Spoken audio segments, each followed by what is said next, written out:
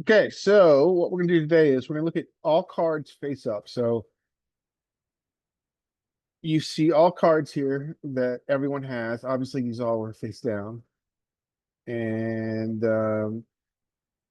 we're going to look, and we know that in this hand there's going to be a check raise. So our hope is that we can begin to understand a little bit about how population is playing in a check raise. Now we can see here we're going to have a cooler aces versus queens, but let's see how this hand plays out. And I think what's going to be most interesting is if queens have any indicators that they can get away in this hand. Probably not. Probably the queens are just going to pay. But let's see how this hand goes. So folds around to the queens. Queens open. This is, we all know, we've got a short stack there. This is the first indication something is a little funky here because we all know that short stacks usually are not ideal players. The way to look at it is that Bart Hampton explained it this way. There certainly is a way to play a short stack very profitably. And if someone were to devise a short stack game in cash that they played perfectly, they would be very profitable. However, Bart Hampton said in his 25 years or whatever of playing poker, he's never seen someone playing short stacks profitably. Hey Sam, how you doing? Hey, Um, what's up? well, you got me today, unfortunately. Scotty is away. So what we're looking at today is hands all face up where there was a check raise. Is it So a mass data thing? yeah, no, there's no mass data on this one. We're just gonna look at some hand histories. Sure. So Uh, this is a interesting, I mean, aces here have a pure cold four. what was the preflop action? Okay. Queens open.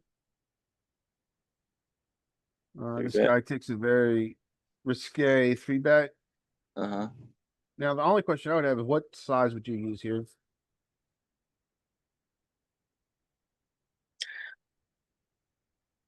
Size where if the button puts all the money in, the action is reopened, whatever size that is. Yeah. So I think I would go, if you go minimum, I think probably 1920 is good, which is essentially what you're saying. Two exit to 1920 here. Even though we're out of position against two players with aces, hmm, I might go a little bit bigger because we're out of position to both these players. But I think min is fine. Depends on how exploitative you want to be versus Yeah, more theory. So he goes the min for exactly the reason you're talking about, which is fine. I wouldn't really go min. I mean, if you go like 30, the action is still reopened, right? If he jams. Yeah, yeah, it's true. Yeah, because I mean, this is obviously online. I don't. I mean, I still do a little bit of online, but live play, I don't do that.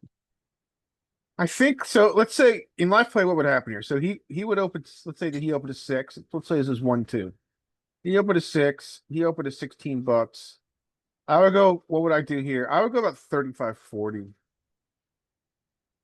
Yeah, yeah. I don't do that. Yeah, I'd go about. Hey, Mike, how you doing? Yeah, last night I was playing a hand where I opened. It was a straddle game. It was a 1-3 straddle to six. I opened to 20. The guy early position call, and then the guy three bets to 50. I had ace king suited, and then I four bet to 175. That's like 3x plus a little bit more. Yeah, yeah. I don't do the min thing, like, because they call too much anyways. They do call too much, but with aces, I would try to make it a size essentially where I was heads up out of position.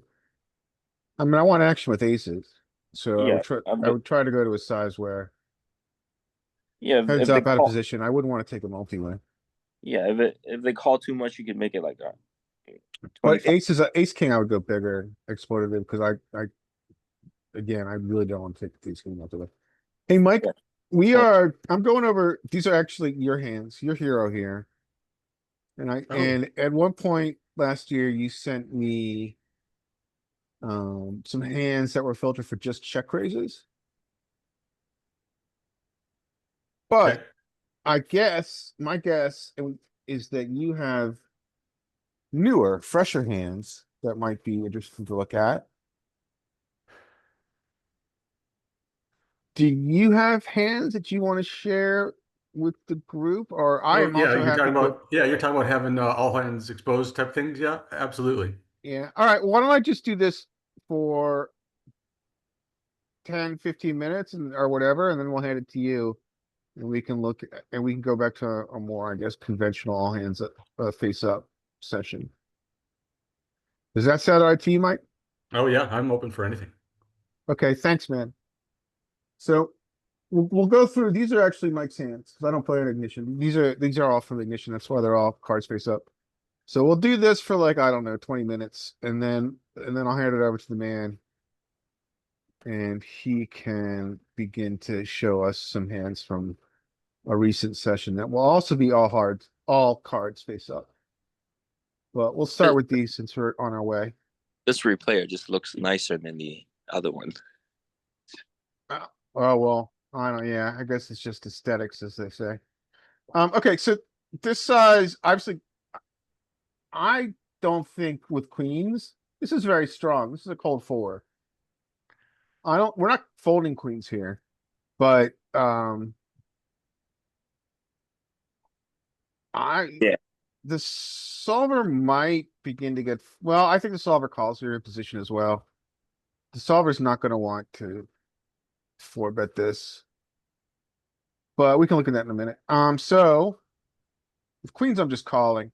Anybody else doing anything other than with queens?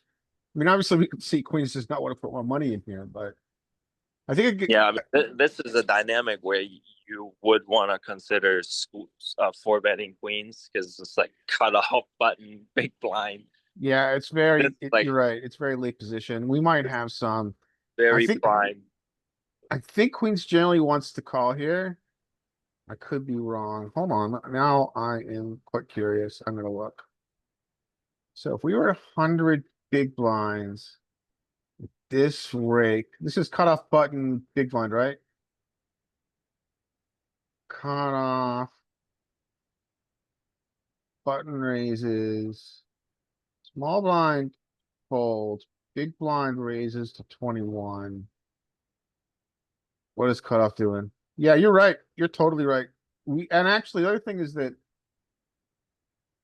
okay, I am now going to share a different screen. You are screen sharing. Can I screen? Okay, that's what it looks like. That's great. Stop sharing. And then I'm going to share again. I'm going to show this. Can you guys see my screen? Yeah. Okay, yeah. So not surprising in theory, and I forget this because we don't see very many cold fours. In theory, we don't have any flats. We don't want to give a price to the button to come along. So we just don't have flats here in theory. We essentially are shoving, what is that? Top 2% of range. And we've got a little four bets to 40 to balance out 40 big blinds to balance out aces here with queens, but queens are a shove. And this Yeah. seems Yeah, this makes sense in theory too, but when you think about the villain that's doing it, could make a very big difference. I Like agree. if big blind is a wreck that's been passive, that hasn't been showing any real knowledge, it could be pretty dangerous probably. However, versus like good players, then this absolutely is the way to go. Yeah, who's gonna have so Because let's look at what the let's look think at the about what big blinds for cold four here. yeah, that's what I let's Because look you're at not what going to in get, reality he's supposed to code for. yeah, this range is, you're not going to get the passive fish doing this with ace jack suited, king jack suited, king queen suited, king 10 suited, ace queen off. Hell, they probably don't even do it with ace king a lot of the times. If I had to guess, this was what that range is composed of.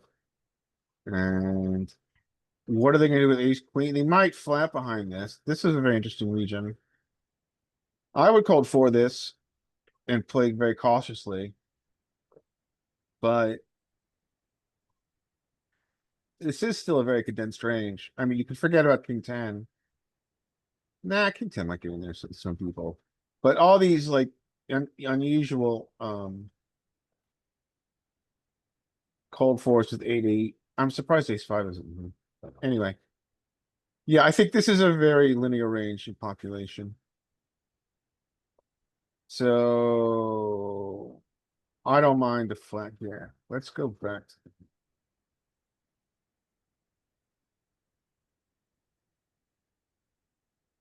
All right, so we all see where this is going to go. He flats. He has no reason being here.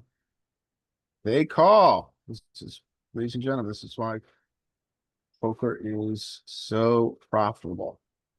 This is a horrible 3-bet fold, and now they are 3-bet, and now they're going to.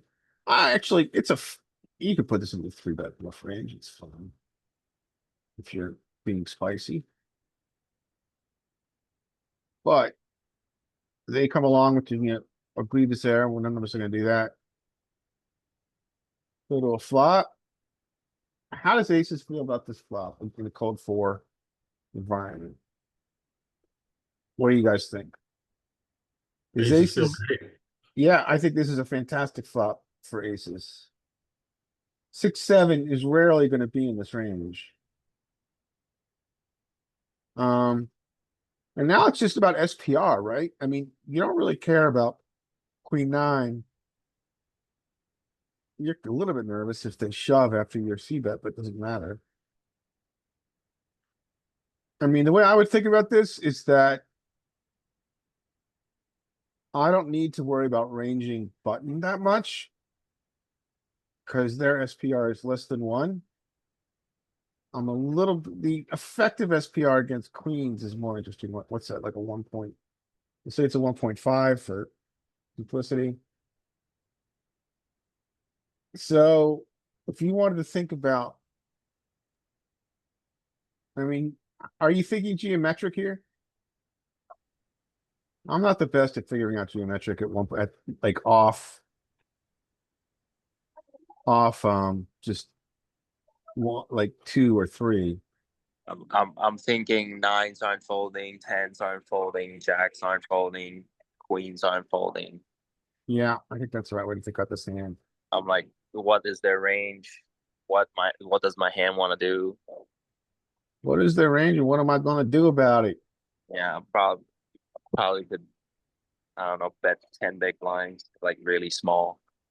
Yeah, I would go like 10 is good because that's what, 20%? I like 10. Yeah. 10, and then if I get one caller, I'm gonna check. If they stab, I'm just gonna check jam. So our hero here is probably going to see what happens after he checks. So this is not a bad play, I don't think, playing out of position, right? Now, obviously, it stinks if this checks through. It's harder to get it in, but really not. But I would say that, Mike, this is your hand, Mike. I would say you're thinking here. This is a cold 4. Their range is going to be condensed. I can't think of a better flop other than ace ace, blank, or 2-2-2. This is a pretty good flop, right? Yeah, I think this is better than ace ace blank holding aces because you're gonna get a lot more action, I think. So I mean our SPR is so low here that you can forego this street if you want, and I think villains or opponents are going to be really bad at checking behind their overpairs on this flop. So I probably was in the mindset of we can check here without losing any EV and getting opponents to bet for us. Yeah, Yeah, but absolutely. four And you bet, got what you wanted, right? I mean, you couldn't ask for a better side than me. I don't think they stab as much.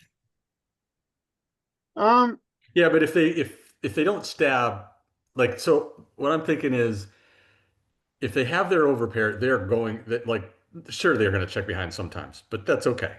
But they're bad at checking behind their overpairs.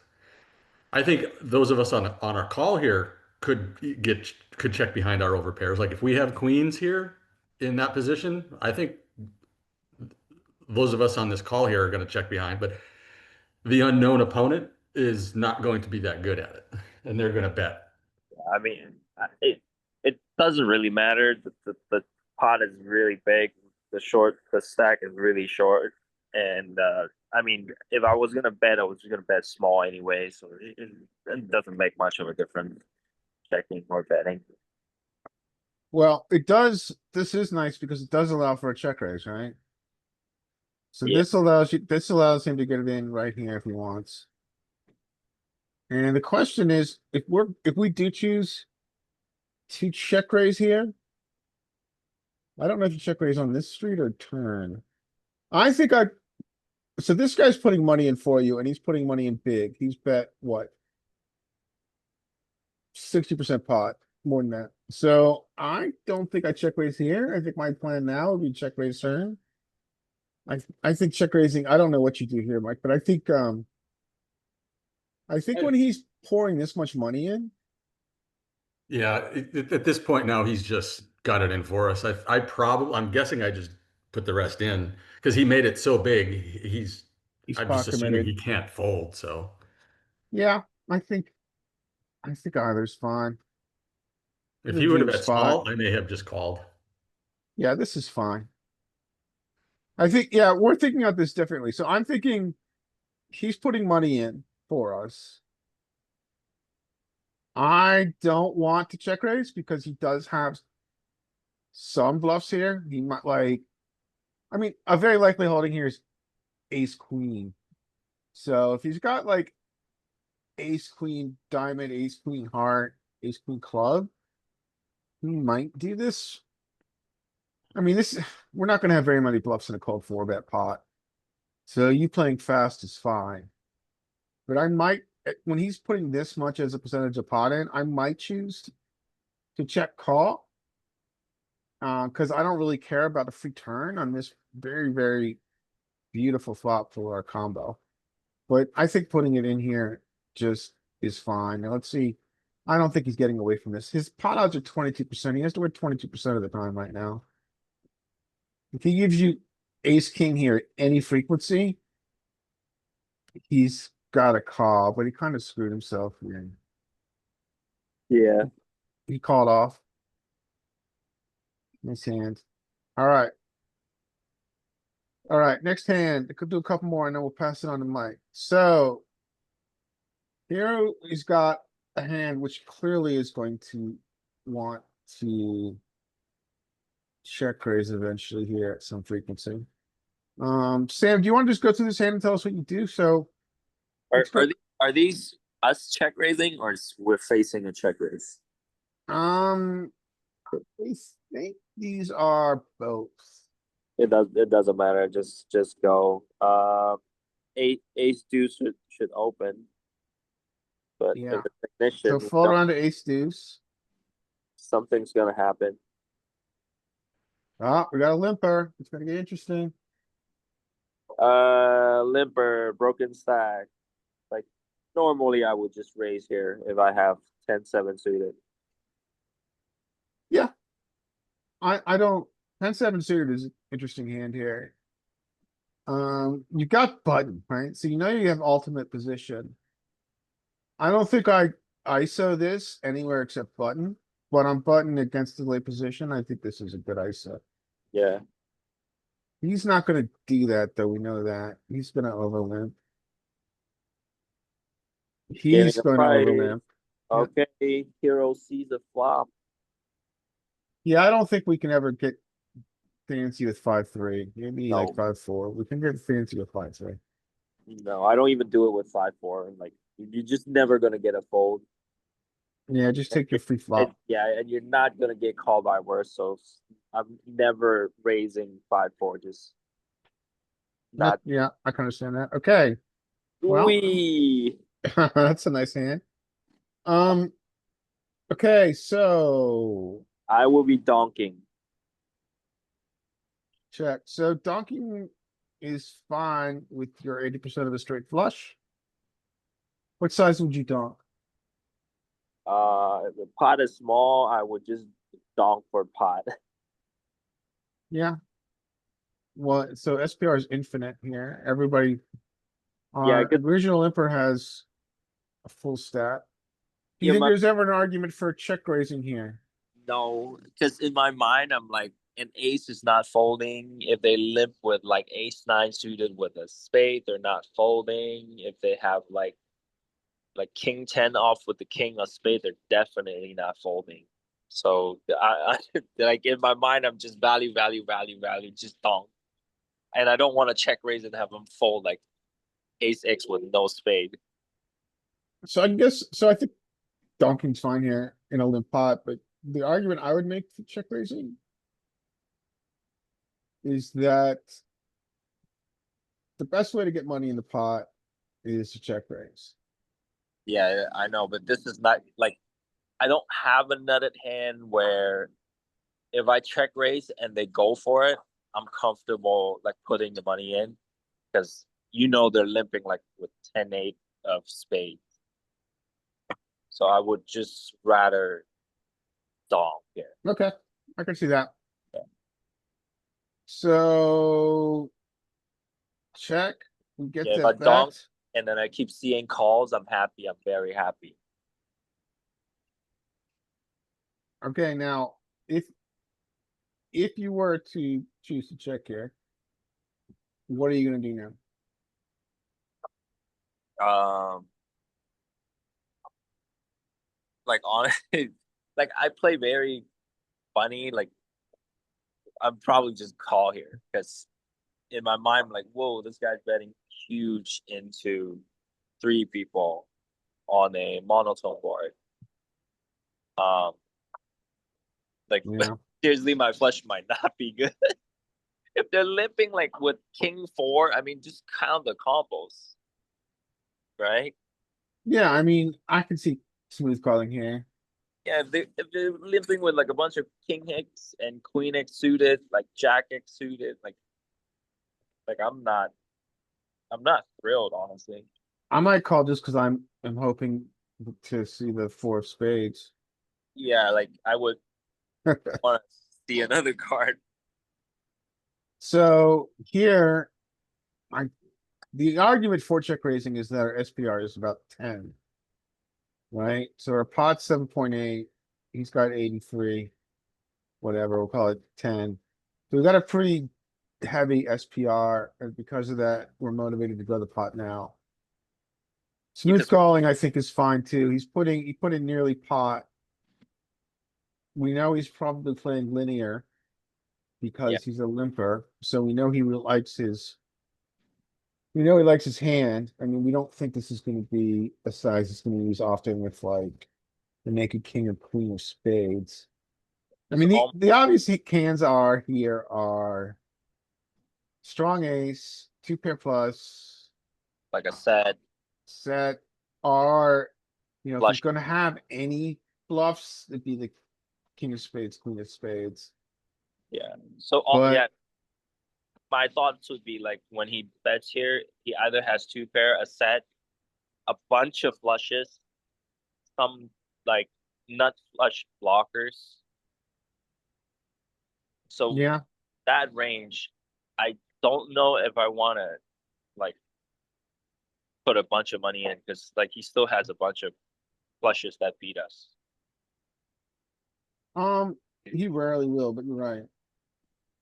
So our hero chooses to play this aggressively. Now, I think there's an argument for this.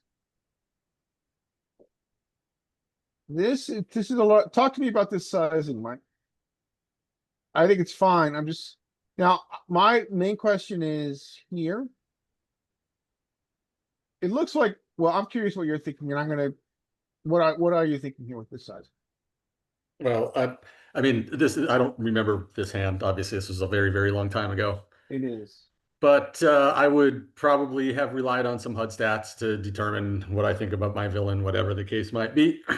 His Yeah. sizing tells me that he likes his hand, and I typically like to fast play my best hands against these type of villains. Sure, this isn't the very best hand we can have, but it's certainly strong. And going with a basically this is a like a one a pot size raise. So if I have King of Spades, I don't know, Queen, something. I guess I wouldn't be here with King Queen, but King of Spades, anything. If I was bluffing, I would use the same size. So Okay. I notice, I mean, his his equity here isn't vanishing. I mean, he's drawing to what? 4 outs, right? So more like, isn't it more like six, something like that? it's What do we got? We got one, two, three, four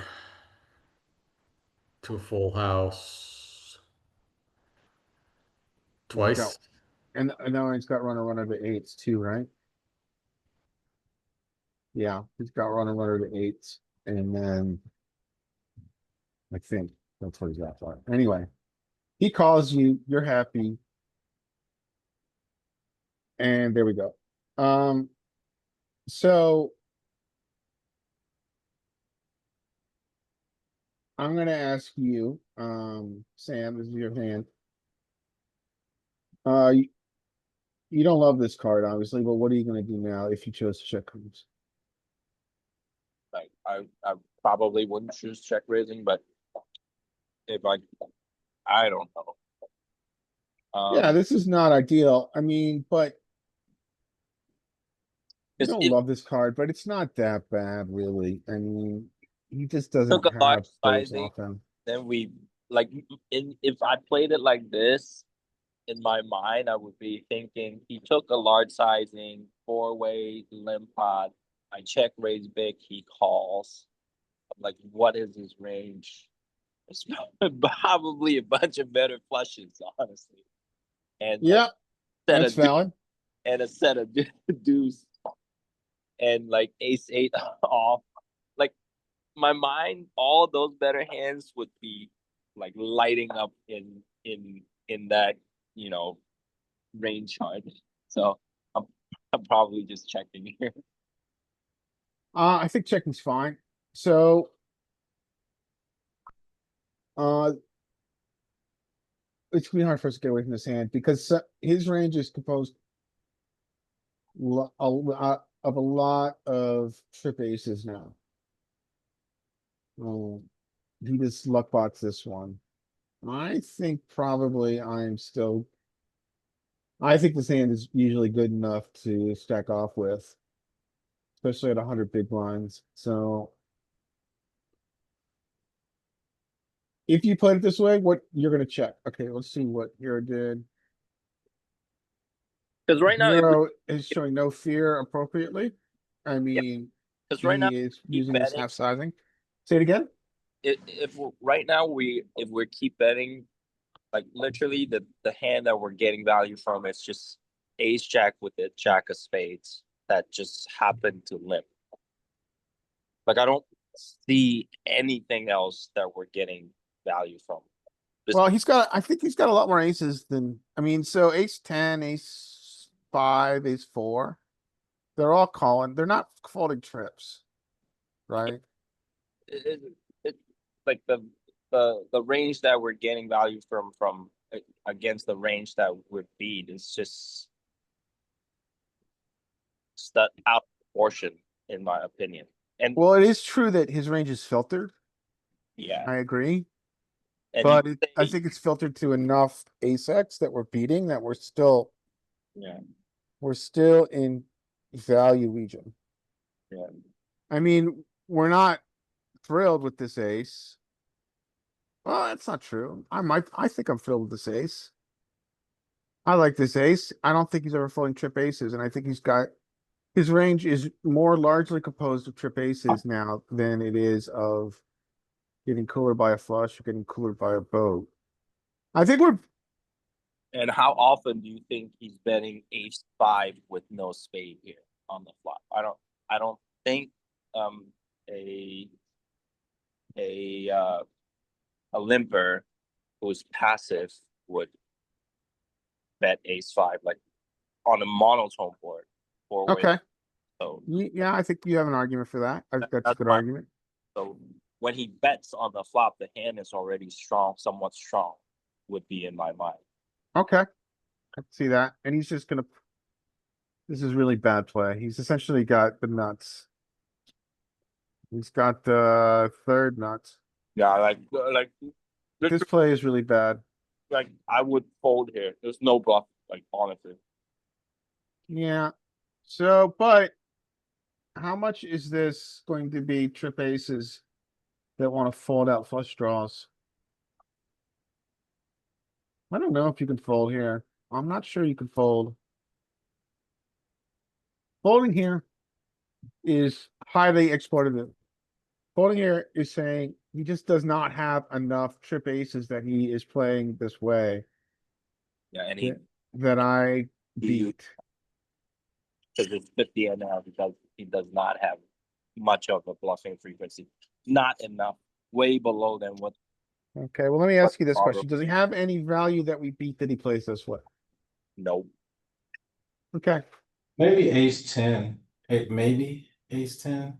Ace 10, ace 9, ace 6. Yeah, you guys got to play on ignition more because they are overvaluing any ace. The guy that limps, well, broken stack that limps an ace and then hits trips on the turn is absolutely going broke here. But is he hammering the flop with like ace 3, ace 4? You know, I can Yeah. definitely see him limping that, but is he hammering the flop on ace 3, ace 4, ace 5? Maybe. Yeah, I think we go broke here. I don't. Well, that's not true. What would you? Well, maybe our hero gets the 4 spades, but And we check raise the flop, right? yeah, I think we just go broke here. I don't think we can fold this. I Yeah. respect Sam's position here. This is in hand. I totally respect his position that we can exploit fold this, and I can understand where he's coming from. But I just think there's enough value here that we're beating with trip aces that we just go broke. So I assume that's what our hero does, and we're gonna hit the 4 spades, and there we go. I'm gonna do one more check raise hand. And then I'm gonna hand it over to Mike, who's gonna use hands from this millennia. As opposed to these hands from a previous millennia. A plus, you wanna do a hand? I didn't prepare any hands, so I'll I'm just- sorry, do you wanna just go over what you would do in this hand? Sure. Okay, cool. So. This is our situation. Let's see what happens.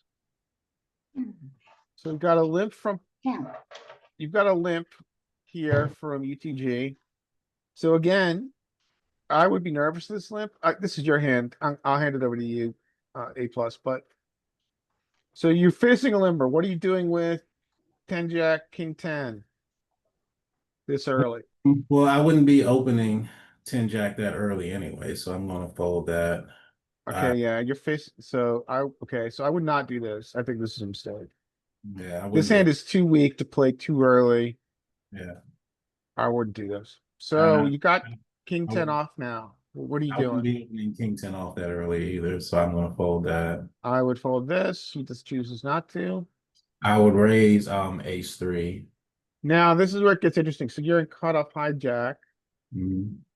You've got 3, count them, 3 limpers in front of you. Yeah. So What I sizing can you use? 4, 5, 6, 7, 8, or 9. Yeah, I think I would usually really be, I would go, I'll go 7, 8, 9. I'll go in that region. Yeah. Anybody else have any strong opinions about what size we should use here? I think the ISO size is good. I don't know if I would choose this hand in this position versus those 3 with the short stack under the gun to Yeah. ISO this in this spot though. That It's was an awkward spot, isn't it? Ace 3 could be a fold. Could be. Can we argue ace 3 has an overlimp range? Ace 3 suited has an overlimp range when we're drawing to the wheel and the nut flush? Do we have an overlimp here? I know I mean, don't. I don't in the hijack. Or you could exploitatively make the race a little bit smaller. Because Okay. we know here's the exploit you're gonna do. If they don't have any limp re-raise as a bluff, and they're gonna continue with the same range. Let's say if you make it 6 or 7, they're gonna call with ace 10 off. If you make it 4 or 3, they're gonna call with ace 10 off. And then on top of that, if you make it 6 or 7, they're gonna call the jack 10 off. And if you make it 3 or 4, they're gonna call with jack 10 off. Then with the weaker hand, you want to raise to a smaller size. Because in this pool, they're not paying attention to the sizes. You could just do that. Okay, I can see that. So I think what's gonna happen here is we're gonna have an overlimp. Now, I would argue we do have an overlimp with this hand. But I think I'm probably a minority and that's okay. So he folds. Okay, I think the fold's better than an overlimp, to be honest. Yeah, I think that's a totally valid argument. Okay, now. A7. Here, limps. What are you doing? Queen 4 suited here. A plus. I'm going to play like I have an extra big blind, and I'm just going to call and play and play bingo. I think that's a fine play here.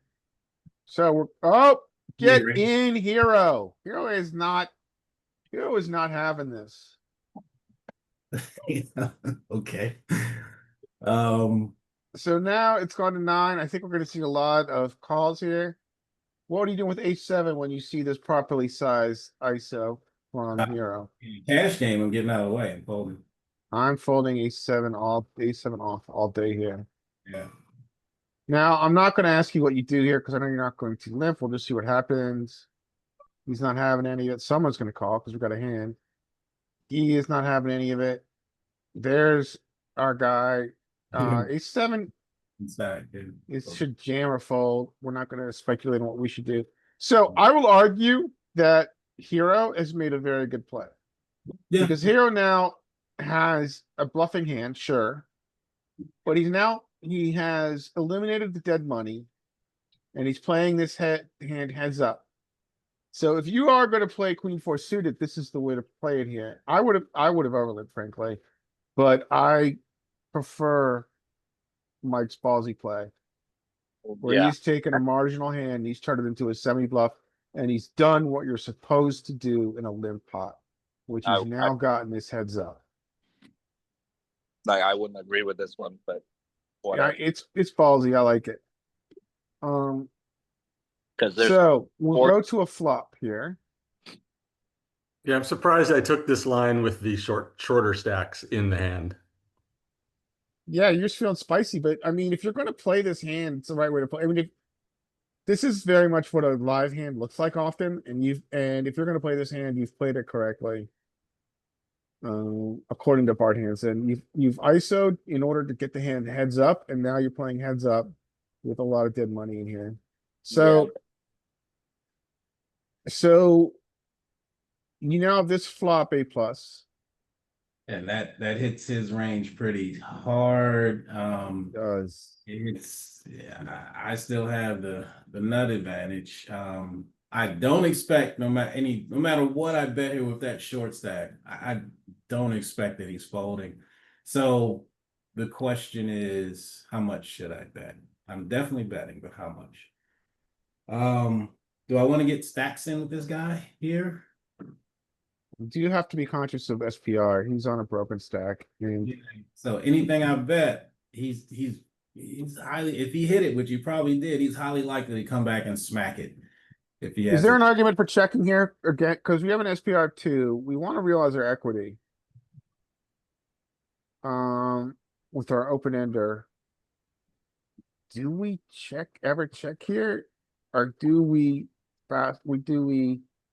continue with our nut advantage that we have? We're the only one with aces, kings, and queens here. If I bet, I'm betting with the understanding that when he comes back and smacks it, I'm gonna call. Okay. So if I don't bet this draw, then what draw am I betting? I guess my club draws. But the 9, 10, jack, queen doesn't have a better draw, right? Yeah, this is a tough one. I don't know what I'd do here. I think I probably I lean to the aggressive side, so I probably bet 33%. And then Yeah, I think that's fine. if he pops back, I just call. I think that's fine. So I think our hero's going for a check raise here, which is, so he bets big, right? So this is where it gets interesting. Hero has 27% equity here. We're being offered 32% pot odds. Hero is like, I want to run this. So You got an over and a draw, so yeah. Yeah. yeah. He's like, we're running it. He's like, I love my second pair. He's like, okay, I guess we're running it. Boom, boom. Nice answer. Yeah. Uh, I, Um, I don't know about the pre-flop ISO here because of the short stacks. Like I definitely take these small blind opportunities with these suited broadways mhm. that like a king, a queen, an ace that are suited with like these low cards. Just I do that a lot, but not against short stacks. I like Yeah, because you just a lot of times they're just gonna. Well, it's just you don't have as much maneuverability post flop, I guess, right? Mhm. I think without the short stacks, it's a great play. But with the short stacks, it's kind of like you might as well go all in. Would you ever overlit this here, or would you just fold? Oh, Yeah, I would overlimp this. Yeah. yeah. Yeah, I would overlimp it. Like, notice, like, I know you guys are happy about isoling, but notice that these limpers is calling 9 big blinds with offsuit broadways. When you have these like queen X, queen little suited, or like king little suited hands, that's really dangerous when they're calling with like king jack, king 10, Yeah. and then queen 10, queen jack, king queen. Like, You're right. just There is one big argument though for this, right? Because he did accomplish one important thing. He got the hand heads up, right? So he's eliminated. He's essentially denied equity to ace seven, jack four, jack 10. That's a really important part of the hand. I mean, that's a very important accomplishment. yeah, If you we get called, what's our equity? Like, we're always facing offsuit broadways. well, maybe. Okay. Sure, we're facing, I don't know if it's always offsuit broadways. It could be low pairs, it could be a lot of other stuff, but yeah. I mean, overlimping, I think I think this is an expansion. I mean, I don't mind it. I mean, I'm trying to play more like this, right? I'm trying to ISO and get and play heads up. Even though we're playing heads up out of position, by denying equity to all these hands, we've accomplished a lot. So, Yeah. Yep. hey, Mike, do you wanna take over the reins here? I can if that's what you'd like to do. Yeah, let's do that. Let's do that. Let's hand it over to you. Mike's gonna have a fresh batch of hands here. And he is going to share some hands. Mike, how can I help you going forward? Do you want me to call out who's next, or do you want to do that? Yeah, why don't you keep the list? Write it down instead of using the chat or participants list, just because it tends to shuffle around depending on Yeah, the box. that's what I'll do. So I took a screenshot here. So yes, and so the exercise I guess that we normally do is narrate the hand, like theoretically what we should be doing, and then give us your opinion on when we should deviate from theory based on if we know anything about villains. This is on Ignition. This is 100 NL. The very first hand here is the first hand of the session. So we know nothing about villains. They're anonymous. And then as we go, we'll start building stats as we go. And if you decide to utilize that info or not. But so I'll take the first one just to give us an example of how we go. So this is our first hand of the session. King 8 suited is a raise for me in the hijack.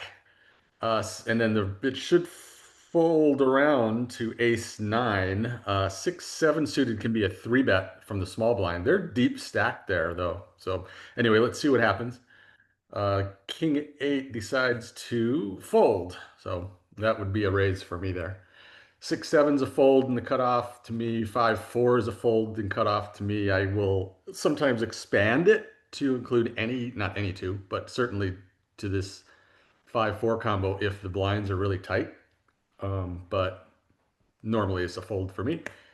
And they raise, and now 6-7 suited can be a 3-bet here at a pretty decent clip too. Yeah. And it would be villain dependent. So if this is the first hand of the session, I would probably just default to folding, maybe. But they fold, and now it's on hero here with ace-9 suited, and this is going to be a pure call for me. So we go to flop, and I will be checking range on this flop, I would imagine, and then 5-4. This flop looks like it could be c-bet, and I would, if it were me, I would probably, you could go a couple different ways. You could go with your high frequency small bet. This is kind of, in theory, a flop that probably calls for a larger size, like a B75. And would I check back my bottom pair here? I probably would at some frequency, and I'd also c-bet it at some frequency. They decide to check it back. We hit our 9, and after they check, I think that is actually a pretty good indicator that we are going to have the best hand with the top kicker for second pair here. If I decide to check, or if I'm going to start betting, I think population probably doesn't protect their checking range enough, which I think at this point I'm just going to start going for value. Or if I would even start bluffing if they are checking, because they just probably don't have a whole lot. But in this case, it looks like I go for value. I go for a smaller size. I think you could argue for a bigger size here. And they call. Okay, we hit 2 pair. Definitely going for value. Their range here is going to be probably limited to a weak 10. So 9-10, 10-8, 4x and 6x, some spades and some straight draws. So this probably isn't going to get called very often if you bet big, or is it? Um, Maybe they can check back some ace highs too. So yeah, I would pot it here. yeah, actually right. I think they're going to check back some of their ace X hands too. Go for gold. Yeah, For the I think a river bigger size is called for. for gold, because he could have a6 of spades. Yep. I choose a B75, and I think you're right. I think we can go bigger. 2x pot. Ah, And he goes for the check raise. I do remember this hand now. I remember thinking, okay, this doesn't make a whole lot of sense. I'm not super happy with ace-9, but I don't think I'm folding either. So, can we go through the action on this hand again, just to understand how his narrative doesn't make sense? So he opens, okay, he opens, okay, we get this flop. He checks back. You get this 9. We bet for value. He smooth calls. Well, it's not a smooth call, it's just a call. Okay, now we choose a thick value sizing. And his raise is about a 3x. So it doesn't make sense in this. Essentially, what he's saying here is that he has 6s or 4s or 10s, which he chose to slow play. yeah, and chose not to bet the flop with any of those value hands. Yeah, so he's claiming he is trapping with 6s, 4s, and 10s. But our Yeah. hand, so we're unblocking spades, right? That's kind of good. And our hand is just really far up in range, top two. And are we beating? Well, I'm just like kind of going through the bluff catching checklist. We are beating value here, right? We are beating 10-9 and we are beating 6-4. So I think we Oh, just call 10-9. because we're beating Yeah. value. Ace four, 10-9 would ace raise the six. flop, would raise the turn. So in my mind, if I face this thing here, I would be thinking ace four and ace six. And I might click. I might. Or he has some kind of an ace king hand that's just going for thin value. But I doubt it because we bet big on the river. Weird. Yeah, I think we call this pure.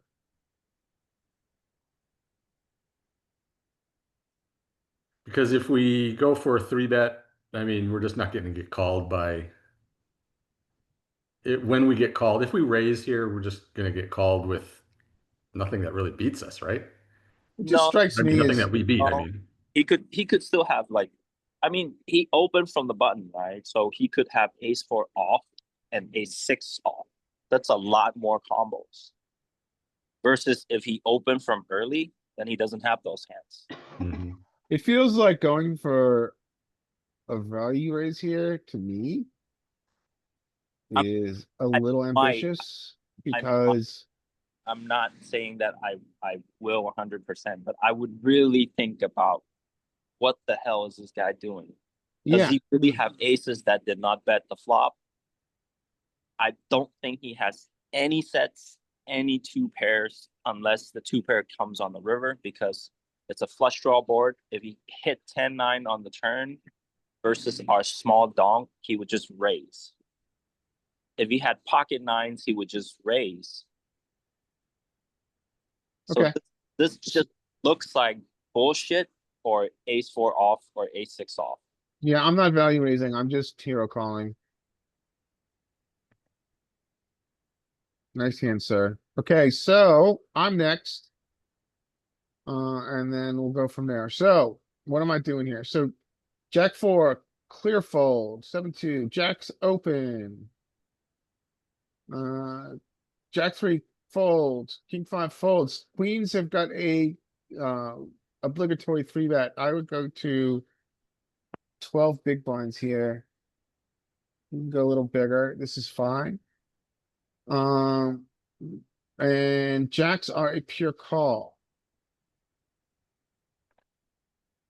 Which we get. Nice flop. Now this is dream come true. Our SPR is around 3. I would small bet here. I would small bet in the I like having the queen of hearts too. I would small bet here 20%. So I would use a very small size in here. I would use like 10%. I would put in 5 big blinds here. Maybe somewhere between 5 and 10. Yeah, that's perfect.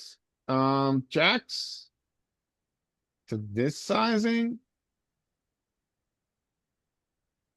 I think even to this sizing, I think in jacks, I would fold without a heart. I'm sorry, I would call with a heart and I would fold without. I think jacks. So in theory, big blind's 3-bet range is supposed to be polar, but it isn't in population. So I think I might be able to get away with this jacks. I think I just get out, yeah. This flop sucks. Okay, so who's next? After me, Mike is gone. Andrea, do you want to take a hand? I'll try one. Don't laugh at me, everybody. Oh, absolutely not. We are a supportive group. So here's your hand. Okay, 7-8 suited. I think that's a little weak for under the gun. I'm gonna fold that. The 2-6, not playing that. 3 queen, not playing that. So come around to the big blind. I'm probably gonna defend that. Yeah. Hey, check it out, Andrew. They limped. Oh, shit. You're right. Okay, all right, so he limps on, then I guess I'm going to go maybe 3 big blinds, see if he wants to stick around. No. Damn, tight table. Or I suck, whichever. The 9-5, but we've got, we got a limper in there, so I probably want to stick around. I might limp in behind here. Here's an exploit that I would do if the limper is competent, somewhat competent. I fold. Uh-huh. If the limper just straight out suck, then I put in half a big blind. Okay. How I I think do we, it. I So think what we would know you the do limper here? is This not a is good player because he's got a this broken is the stack. second hand of the session, so we don't know anything about them, like, other than that they have a I'll, broken yeah, stack and they limp. I'll watch for like another hour. I'll watch for another hour and see what happens. I'll fold this time. Okay, I would just limp, see what happened. He folded, okay, I'm cheap. all right. Now for the 7-8, and we keep got 2 pairs. I think I'll check.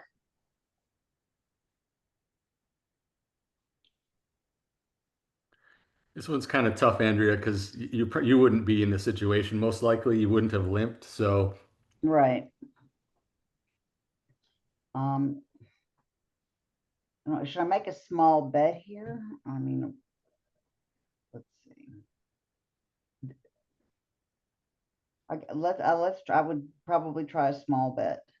yeah, I think I would too. I think I'd probably Yeah. do like a one big blind type Yeah. bet, 1.2, something like that. Yeah, 2.38, I can live with that.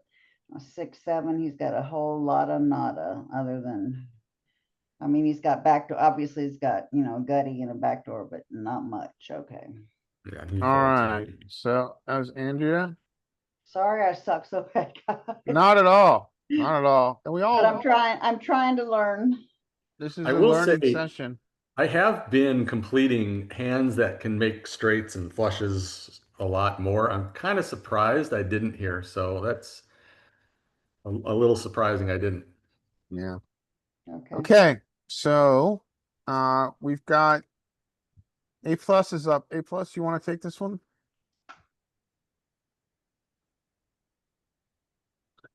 Sure. All right. There he is. Queen nine. I open queen nine, especially since it's only four-handed. 4-5 fold, 9-3 fold, 9-9. This is interesting. I think I'll just call here. I think I just call here, but you could three bet this. All right, so call. Check. This is a bet. Jack 10's fairly connected with 2 clubs, so I can't go any higher than 33%. So that's probably where I go. I'm supposed to bet that a bunch with those two. Yeah. Oh, he went 75. You have a very 75. interesting hand here as villain 3. You've got the wrap and a backdoor flush draw in and over. Mhm. Nines, I'm gonna give. You could fold nines here. You could fold nines here. But I'll give it one call since there's no ace, no king. I'll give it a call here. Check. Bet fold. He should bet again, and you should fold the nines here, I think. Mm-hmm. Yeah, this is this is kind of an interesting one. I was hoping you put this in solver because I'm curious. I'm curious when we get the 2 of clubs, if we continue our aggression. Yeah. I wonder. I'm thinking that solver folds the nines on the flop. To be honest with you. And I want to see the difference between a 2x open and how much calling and 3-betting we do with these pair, like nines kind of getting on the edge there. Yeah. There is You're in an interesting, you're on an 3-bet. interesting, solve here. You're looking at cash drop in GG. Yeah, where the heck do I get out of Go here? to change in the upper left-hand corner and you could change your rig structure. Oh, there it is. That did it. Sorry. So it's a 2x open, a big blind with pocket nines. I think it's going to be pure call. It is. Okay, so So tens are even a pure call. And the difference, I think, is I'm used to this 2.5x. And I think tens are just gonna three bet and even not, no, nines are still, okay, so that's not quite as different as I thought. Okay, so then we're gonna go back to with flop here. And we had, what do we get? A Jack Jack 10 six of six. clubs, 10 of diamonds. And we had nines, no club. It's gonna be pure check. And they went big, which probably isn't a thing. Oh, it is a thing. Jack high. Wow, 25.6%. I wouldn't have thought that. Wow, I Jack. was thinking it would be more small betting, but it's actually prefers the large bets here. Yeah, I was wrong there. Yeah. This is interesting. I wonder if this is because, my guess is that this is because if we looked at range versus range, it's a, jump ball.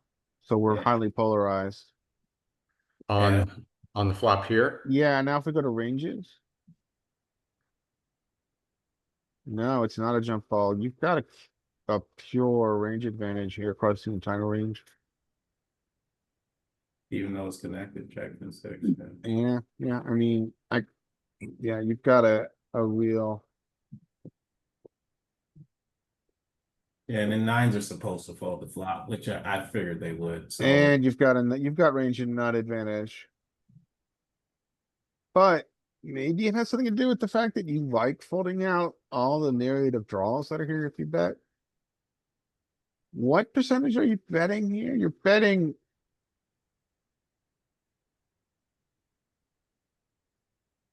So you do check often, but when you do bet, that's a big bet. Larry, can I ask a quick question? Sure. Go back one screen, the screen that you were on before this one. Mike is the one who's driving Oh, right okay. now. Yeah, did you mean here? No, the one that had all the colors on the Oh. ranges. Yes, on the strategy. Well, okay, stupid question, I'm sure, but like, look at ace 10 off through jack 10 off. What are the black vertical lines? What's up with that? Oh, that means you don't have that combo. You can't That's have, what I thought. yeah. That's what I thought. Just checking, just checking. Yeah. So if Okay. you notice the 10-9 of diamonds, you can't have because the 10 of diamonds is on the board. Okay, got it. Yeah. Duh, okay. So you're polarizing here. I'm not exactly sure why, frankly. But yeah, I'm using big sizes here often. you normally don't polarize on draw heavy boards. Well, we see we are. I mean, we see we're Yeah. using a large size here, so we know we are here. Yeah. I think, is it gonna polarize more? Yeah, I think this is going to be even more. Yeah, it's even more polarizing. Even more. I mean, the one rule I guess you learned from looking at solvers too much, and I don't look at solvers nearly as much as I used to. Mike has kept the faith here and he has become even more studied in solver play. And I don't know that I'm sure there's a heuristic here, but I don't know what it is. Yeah, and and I guess I should have recognized it. Jack high and 10 high boards, when you're in position like this, is often you do see this often. I thought the flush portion of this was going to really bring this back, dial it back down to a smaller size. Um, but I guess like if we turn this into a 7, I think it's gonna take away the B75s. They're It still does there. significantly. They're And it still also now has there, small bet. but it Why does. is it doing that? Why is it? Why do you think it's doing that? Well, the 7 makes now you're connected. Just like there's an actual straight that's a possibility, and big blind is going to have all of those All eight. combos of 8-9 suited, whereas you, as the cutoff, I think are only going to be limited to 8-9. Oh, you got them all. You have them all as well. The The 7 big 8 one has no 8-9 longer have. offsuit as well, though, right? I don't think the big blind has 8-9 offsuit either. No, it doesn't. Okay, this is cash. So This is an interesting hand. So he chose a big bet, which is fine. yeah, and the nines were supposed to basically fold anything. Yeah, Even the nines with the clubs were here, let's get it back to our regular. yeah. 6. Yeah, Even nines with a club was folding. yeah, Okay. yeah. I Oh, think. but when you give it that back door, the gutter, it's like, yeah, I'll play. Actually, it looked like it was only playing when the gutter was available, when it also has a club, because it was folding still at this size, 10 feet into me. Okay, cool. It's an interesting hand. Yeah, I think I would have played it the same ways as A plus there. I probably would have called the flop and then folded the turn. Yeah. All right, so should we move on to the next hand? So Paul is watching today, which is fine. Excuse me. Let me see. Mr. PC Clemente, P. Clemente, you are more than welcome to join us and go over a hand as you've seen us doing. If you just like to watch today, that's fine too. I see your mute is on, so I'm going to give you a couple of seconds and then we're going to go to the top of the list. Actually, no, we're going to go to Sam. So why don't we give this next hand to Sam? Sure. All right, here we go. Good luck, Sam. Jack 8 open. What's this, 100 NL? Yeah. We got a broken stack. I mean, this hand you could 3-bet or call. If I'm deeper, I would 3-bet, but here I would just call. Ace high, not good. Check. I mean, I know the solver is gonna bet small, but I would check here. This is ace high.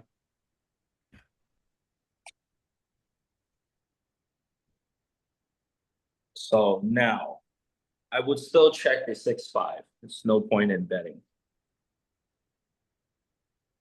See, that's a mistake. Why, you don't think you'll get called? I mean, what is he checking back on the flop? It's like a bunch of pairs between.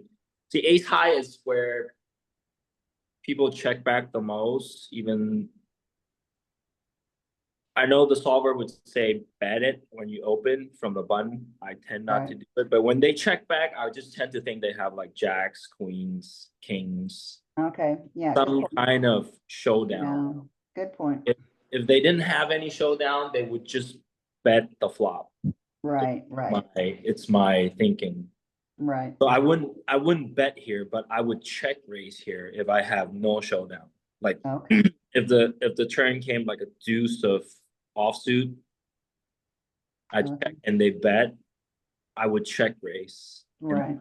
barrel, just jam the river and see if they want to call off with like queens or kings. Right. So like I don't care about what my hand is.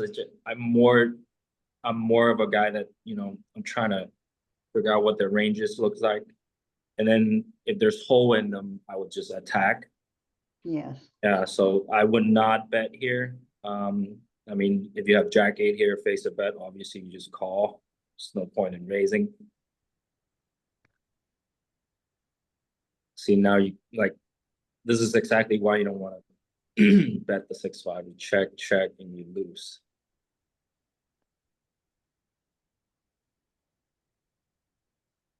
There you go. Okay. I don't think solver wants us to bet very often on the flop though. Like this C bet here, I think is going to get checked back quite a bit, even with an ace. Is it? Go I look think at so. Yeah, you want to check it out? Yeah. Because not too long ago it was, ace high flop. I opened from the button versus the big blind call, ace high. Let's just bet small range bet. Well, you could still be you could still be telling the story of an ace that checked, right? Or a small ace that checked. So I think if you make the bet on the turn, if you donk lead the turn there, then you have to bet the river. You have to bluff the river. You got to turn that 6 into a bluff. I agree. Yeah, but we all know people don't turn pairs into a bluff. So I do. I mean, if I'm telling a story, that's the yeah. You could tell that story. But So what do you, so you got jack eight suited or off? You've got jack eight suited here, right? suited clubs. Yeah. Oh, you're right. It's checking back like 50%, 55%. Mhm.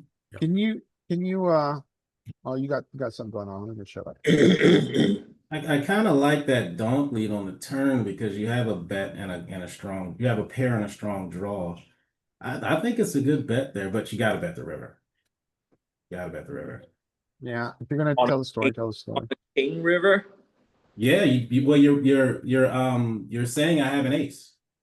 Ace is bigger than a king. Look at these over bets, these 2.5x over bets. Which looks like they're front door draws. Mhm. What is this? This is big blinds action after check. Yeah. And so after check, it's choosing, sort of chooses a polarizing sizing with front door flush draws, I would guess. That's mixing, I guess. It's rarely a small bet. Like, so here's one exploit that I've been trying to do when I see like certain types of players. If facing a check back, they would use a large sizing on the next street. Then you could check your nut hands. Like if you flop top set and you see a guy that when people check back, he's taking a large sizing on the turn, then you could do this kind of stuff because Yeah. this is what the solver does. Yeah, you're gonna, let's see, button, if he had sets here, they're gonna check pretty much top set only. Yeah. If a player would take this kind of sizing on the turn with a bluff and a draw and strong value, then you could check top set. Yep. But I mean, those kind of players are very rare. I hardly ever see them. So Oh, in the basement, and the door in the side, you need clean the, Alright, are we on to the next hand? BCC. you need clean for the water coming, you. Next hand, Okay, Larry? next hand. So I guess this goes to me, right? Yeah, it does. Going back to the top of the list, this is goes to Larry. What's Larry doing here? That's me. Larry is opening ace nine suited. Okay, so eights are very, I think I am pure ISOing eights. This is too good to overlimp. I would use a bigger size. However, now we are gonna play in position. So we like that. So ace nine it calls. We're gonna go to a flop. I don't.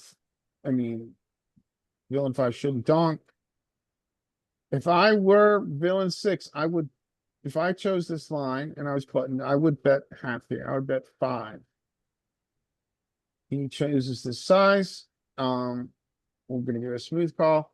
So let's think about when he calls here. Let's think about what his range is and what we're gonna do about it. So his range is filtered. What is he gonna have here? He's gonna obviously have kings. He's probably got a lot of kings that he limp calls. He's got tens. He's got queen jack. And he has a lot of flush draws.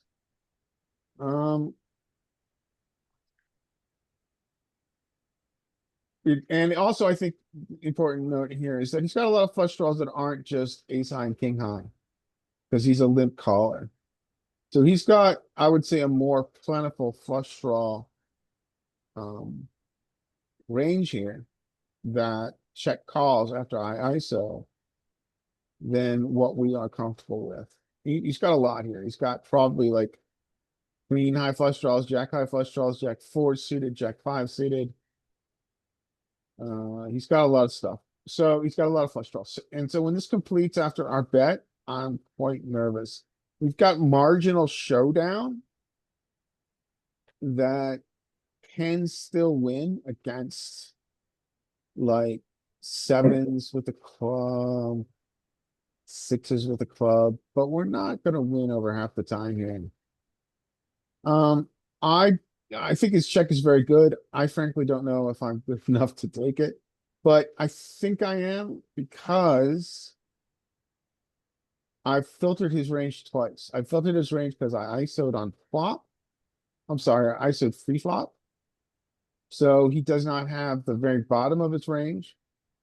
And I filtered him again on flop when I bet half with my C bet after ISOing on a board that ostensibly is good for us because it's king high. And he has chosen to call. So I like villain six's check back on turn. All right, so villain five has got pure value. And he's gonna trap. So villain six is smart enough not to fall into this trap, and he's gonna check back with his marginal value. Yeah. So I think villain nine has made a mistake on river. I mean, none of us are ever limp calling this hand. But once it goes check, check, turn, he needs to bet. Because he needs to get value from attacks. And he needs to get value from queens and jacks. And I don't know how often king X is gonna be in this range to get to check back turn. So, Did you check? Go back to that. So what is he supposed to be getting value from on this river? okay, well, let's go. Are we talking about the limper? Did he check the river? He He checked out of should've- position. Limper checked out of position on river. Yeah, he should have checked the river. What would he be getting value from if he's betting this river? What's gonna call? Are we talking about the out of position player or in position player? The guy that has a flush, the out of position player. So, well, first let's clarify. So can we go through all the action? So Mhm. we've got pre-flop, we've got 8-8, which ISO to limper, right? Mhm. The limper checks 8-8, bets should half. I would do the same. Call. This hand, okay, here he checks, right? So he's checked once. Mhm. Eights is a good player. He checks back because he knows Yeah. the filter range has a lot of flushes in it. Yeah. Now, there is an argument. I think I understand the argument you're making. It's Nicholas. the You're boat. It's the saying, boat board. we really just want him to, we want to trap here. Essentially, You you're saying want you want to trap? trap, right? Trap what? No, I'm saying this is a boat board. This is a double paired board. You just check it through and just take your equity. Why would you bet? I this? don't think so. I think you need a value bet here. You think It is a so? double pair board, so you're scared of, essentially what you're saying is, let's range in position. Now, in position certainly is going to have some traps when he has trip kings, but you're talking about a very narrow part of the range, right? You're Right, talking so- about, Out of position can have the king. Out of position could very easily have the king or the flush. So if out of position decides to, why would in position ever bet this? What would in position ever bet this board with? And what never, would but what would I'm in arguing that position ace ever- nine suited with the nut flush, even on a double pair board, out of position has to value bet. That's my argument. You're saying out of position has to value bet? Out of flush position has to value bet, even though it's a double pair board. That's correct. That's what I'm saying. With eights?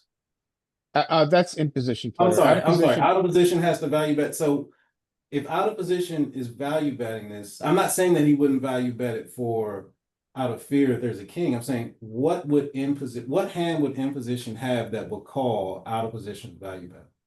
You bet small enough. Jacks would call. jacks, queens Yeah. with a You think? club blocker, Yeah. king, a naked king, which would be a boat, so That's never a mind. boat. That's a boat, yeah. Aces, which got scared of the repeat king. See, just to be clear, if I had My argument, well, hold on, let me just finish my argument here. My argument is that we value bet this and we fall to a shove. My argument is that you go B50 or B75, and you fold to a shove. Hmm. Yeah, I can't. Yeah, yeah. I see that. I'm just wondering if I'm in this position, what do outside of aces and maybe queens, and possibly jacks. I don't know. I mean, I don't think you can just, what would you do? Would you check call? Would you check out of position and then I would check see call. what his sizing was? I would check call. I check call. Yeah. And I would check call. would you do it on, let's say the river was not or a Pete four, let's say the river was a two of hearts. Would Well, you that's then different. value bet Yeah. out of position?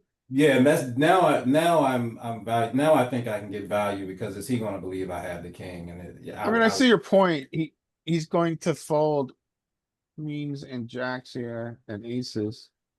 And unless it's like that's only super 6, small. Yeah, unless it's super 12, small. 18 combos, but I just think that not flush even on a double pair board is might be too good. I mean, he also might call like Maybe he has a flush. queen 9 club.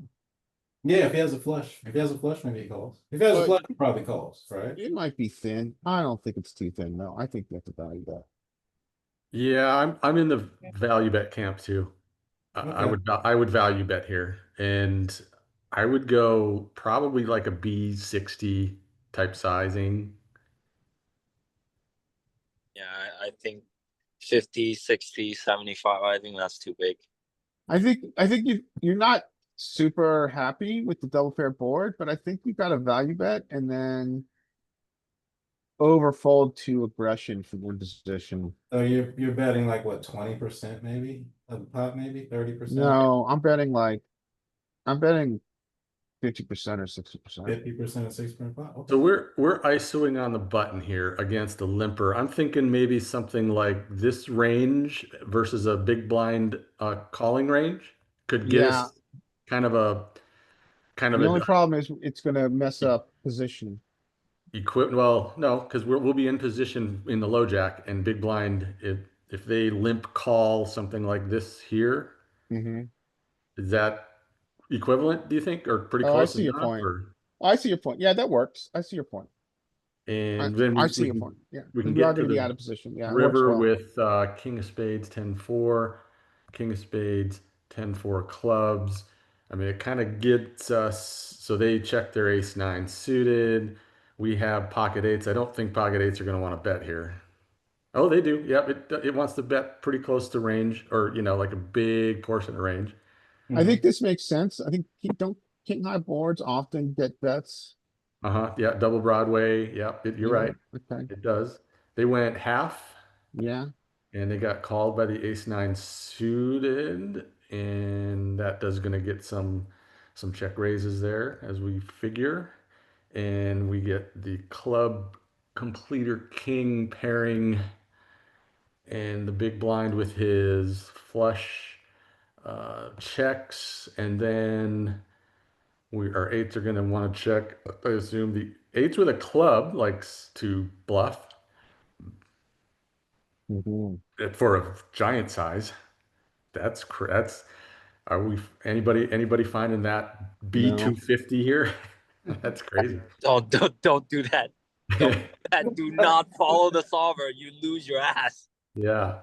And then the 4 pairs. And do we get to value bet ace 9 of clubs after checking? And I say we do. Yeah, and it actually goes for a B33. Can you filter for flushes here and just see what all our flushes are doing? All the flushes are the small size. Yeah, okay, I can see that. I can see small size. That makes sense. That's because you're doing it with all these too. Yeah. And it's double pair Yeah. board, that probably affects it. Which is bet like 5 big blinds and praying for a call from queens. Yeah. Let's see what we do get called with. So we small bet. And then King Mhm. X is supposed to raise any King X. it probably, do you think this is can we see what the equity is, this king X? Cause I am curious if this is a value raise or if this is a bluff. blocking boats. They are all value. They are all in the 90s. So the trips is good enough here. Interesting.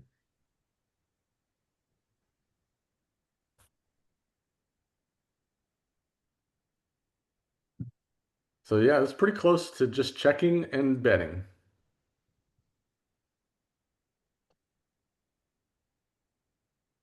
So okay, interesting. So if we raise, if there's a raise here. What's his most common raise size? Its most common raise size is to 16 big blinds, right? So if he raises to 16 big blinds on this double paired board, what in theory are we doing with our flushes? We are mixing. We are indifferent, it looks like, across every single. We're indifferent. So we could do whatever, but I would fold. I would overfold here. My double paired board. Yeah, I think that would be the right call against an unknown. Yeah. All right, whose hand was that? Was that my hand? I think Yes, so. Yep, Okay, so, and Mike, do you want one here? It's your sure. turn, Mike. All right. King six, I would open. King six suited, I would open. They do. I'm gonna fold here. Ace three suited. I'm gonna three bet versus uh people I consider competent, which we don't know yet. This is second hand at this or third hand at this table. Seeing a min raise from the cutoff. I see this a lot from some players lately using 2x. They're actually splitting ranges a lot now. It's weird. I'm seeing a lot of this player. I bet later if we see he's going to open some 2x, he's going to open some 3x, even in the same position. And I haven't figured those guys out yet. Anyway, I would three bet ace three suited here, pretty much pure. They fold and fold.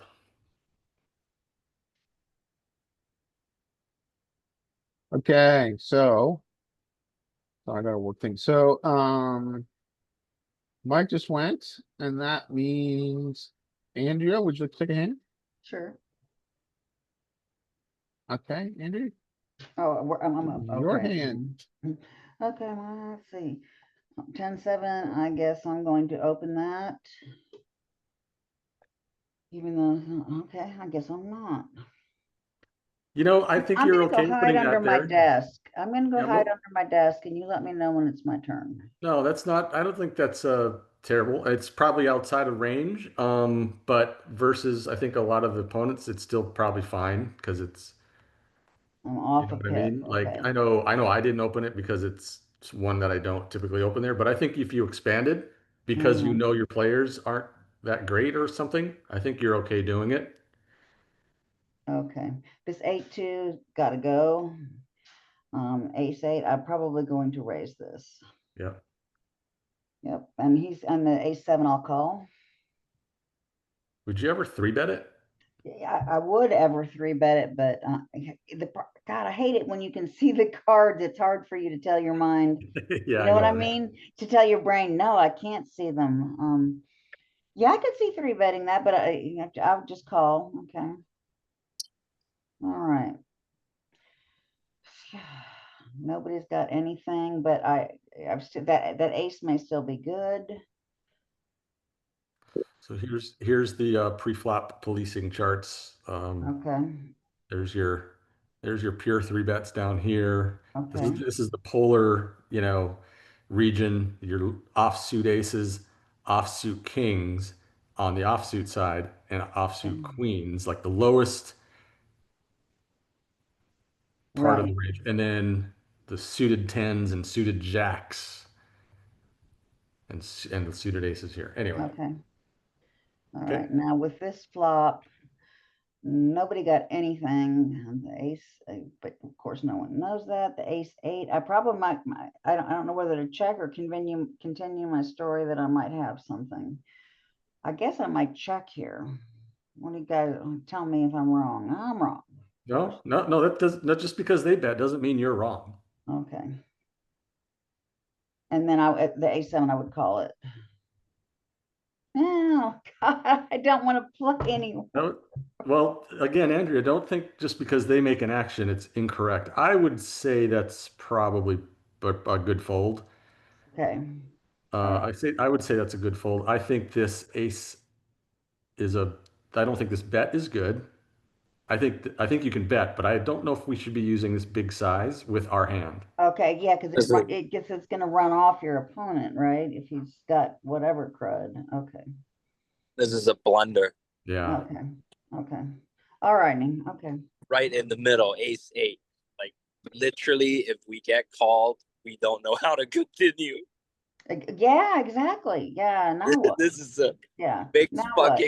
big fucking blunder. Yeah, exactly. Okay. Whenever you bet and the worst hand folds, you should like slap your hand. Okay. Yeah, I think if it were me, I would so I get this flop. I could see c betting. I just would use a small size, or I Mhm. would check, and I would probably check more often than I would bet here. But Yeah. if you did bet and you bet small, would you be betting for value or is it pure bluff? Oh, you could get value from worse, Okay. Yeah, and you're queen nine is gonna call. Like any kind of flush draw, any kind of draw is gonna call, and then like ace deuce with a backdoor flush will call if you bet small, but they're not gonna Right. call this big bet. So Right. if you bet small, it's a good thing. Like Okay. either check or bet small is good here. Okay. yeah. But I would prefer a check more because like these dynamics, like blind versus blind, the ranges are sort of wide, and this is, I mean, I know kind of favor us, but kind of not because we're kind of opening wide too. Right. Plus, Okay. we're Yeah, out of position. Yeah, these are the widest ranges possible, actually. Yeah. Okay. When I you would check raise, a lot here. Yeah, I would check a lot here. and if you check and face a bet, you're going to be calling a lot. Or I wouldn't check raise, but you should still be defending your hand if you face a bet. Yeah. Okay. Okay. Okay. Food for thought. Guys, I want to tell you something real quick. I don't know if you heard, but Justin told me the other day that they were adding the aggregate reports, and he said they're up to on Peak GTO. Oh, that's cool. Nice. Yes, I thought so. They're very useful. Yeah, they are. They are. All right, on to the next hand. Yep. Okay, I think we're back on A plus.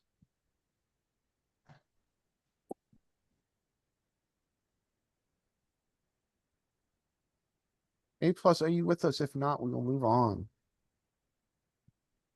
I think A plus has stepped away, which is fine. And then that puts us on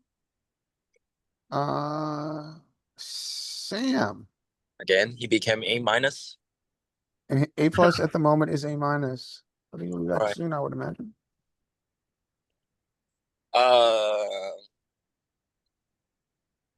Fold. I guess you could open the king three suited, but I don't think it's in range. I like a while ago I used to open everything on the button, but now I think about it, it's probably not a good idea, especially online. Yeah, fold. 10 I do remember though, I will tell you, I do remember Goon saying, I opened my entire range on button. It took me a while to wrap my head around it, but I was just trying stuff out, but the online player is a little bit better than the they are. the live players. So yeah. I mean, I'm definitely expanded beyond the 45% you're supposed to open. But I'm not going to the Goon they level. are still under three betting, and they're still calling too much.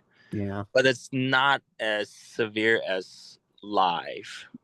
So therefore, like you could open wider, but not your entire range is what I advise. But if you spot two fish in the button, if you spot two fishes to your left, then go ahead and try it the hungry horse way. It does work. So Here I would just limp to see a flop. But there we go. Fold is not bad either.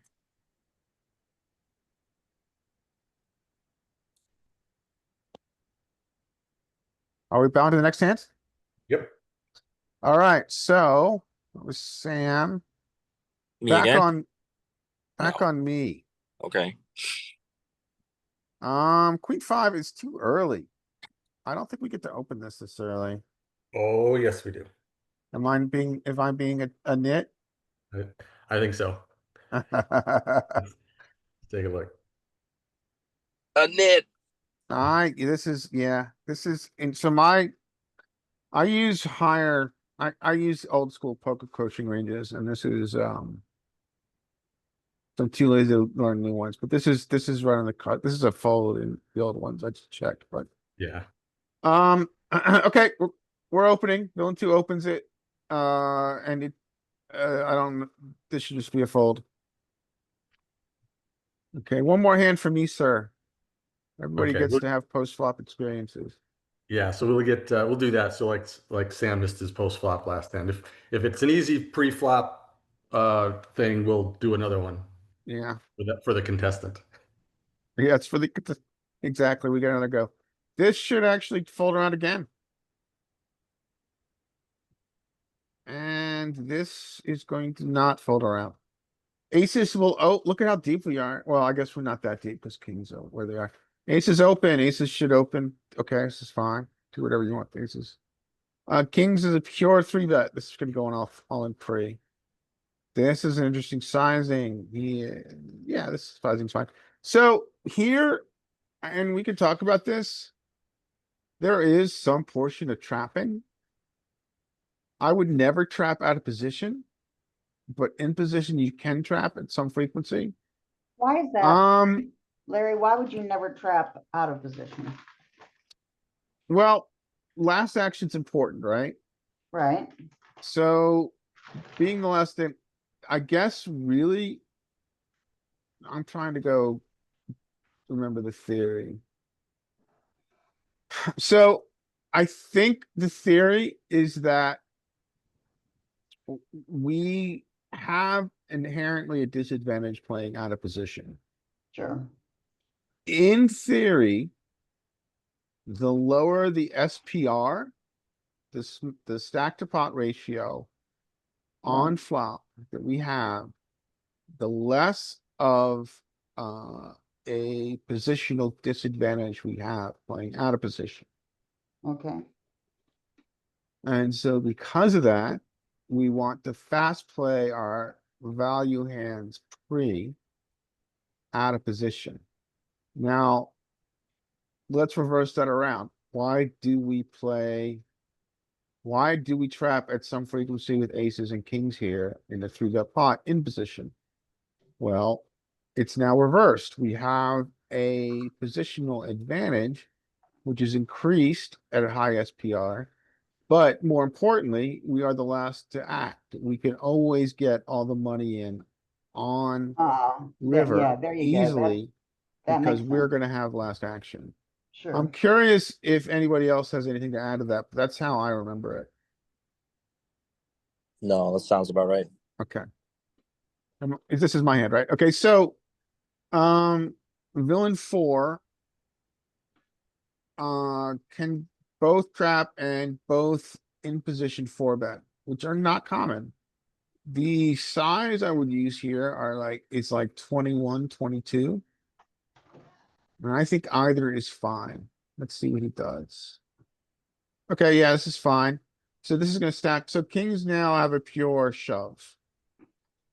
And aces are gonna Normal. call. And good luck. Yay! Oh. This happened to me on Saturday, actually. So there we go. And that will go on to someone else. So that was me. This goes to Mike. All right.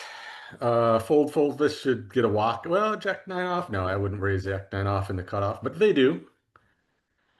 And I'm going to 3-bet ace queen suited here. Pure. Hey, bro. And they fold. Give yourself another hand, Dad. Okay, this one should No, I go. need an easy one, please, so I can build my self-esteem. All right, so 5-4 is a fold. Jack 9 suited in the cutoff is a raise. King Queen offsuit in the button is going to be a 3-bet for me. I'm going to guess this guy's a broken stack is just going to call, which I love that he just calls here because I think normally if he 3-bets and then I cold 4-bet that everyone just folds.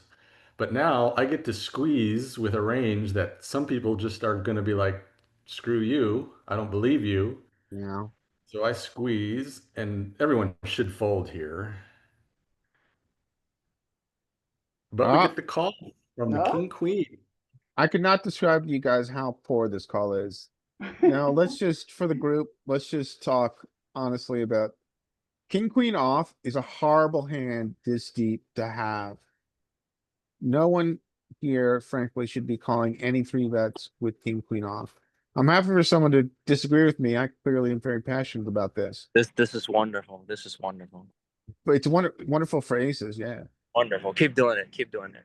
Yeah. You- Let's love- let's just talk about the horrible qualities of king queen at 100 big blind steep, even though he's shorter. King queen is often dominated. It's dominated by ace queen and it's dominated by ace king, which is going to be a very large part of the 3-bet range of population. And This that is a flush, clear it's not fold suited, this you know. deep. Suited is a different story, but this is a clear fold this deep. Right. All right, I'm off my soapbox. Go ahead. Thank you, Mike. Yep, you're absolutely right. I mean, yeah, think about what people are 3-betting and 4-betting with.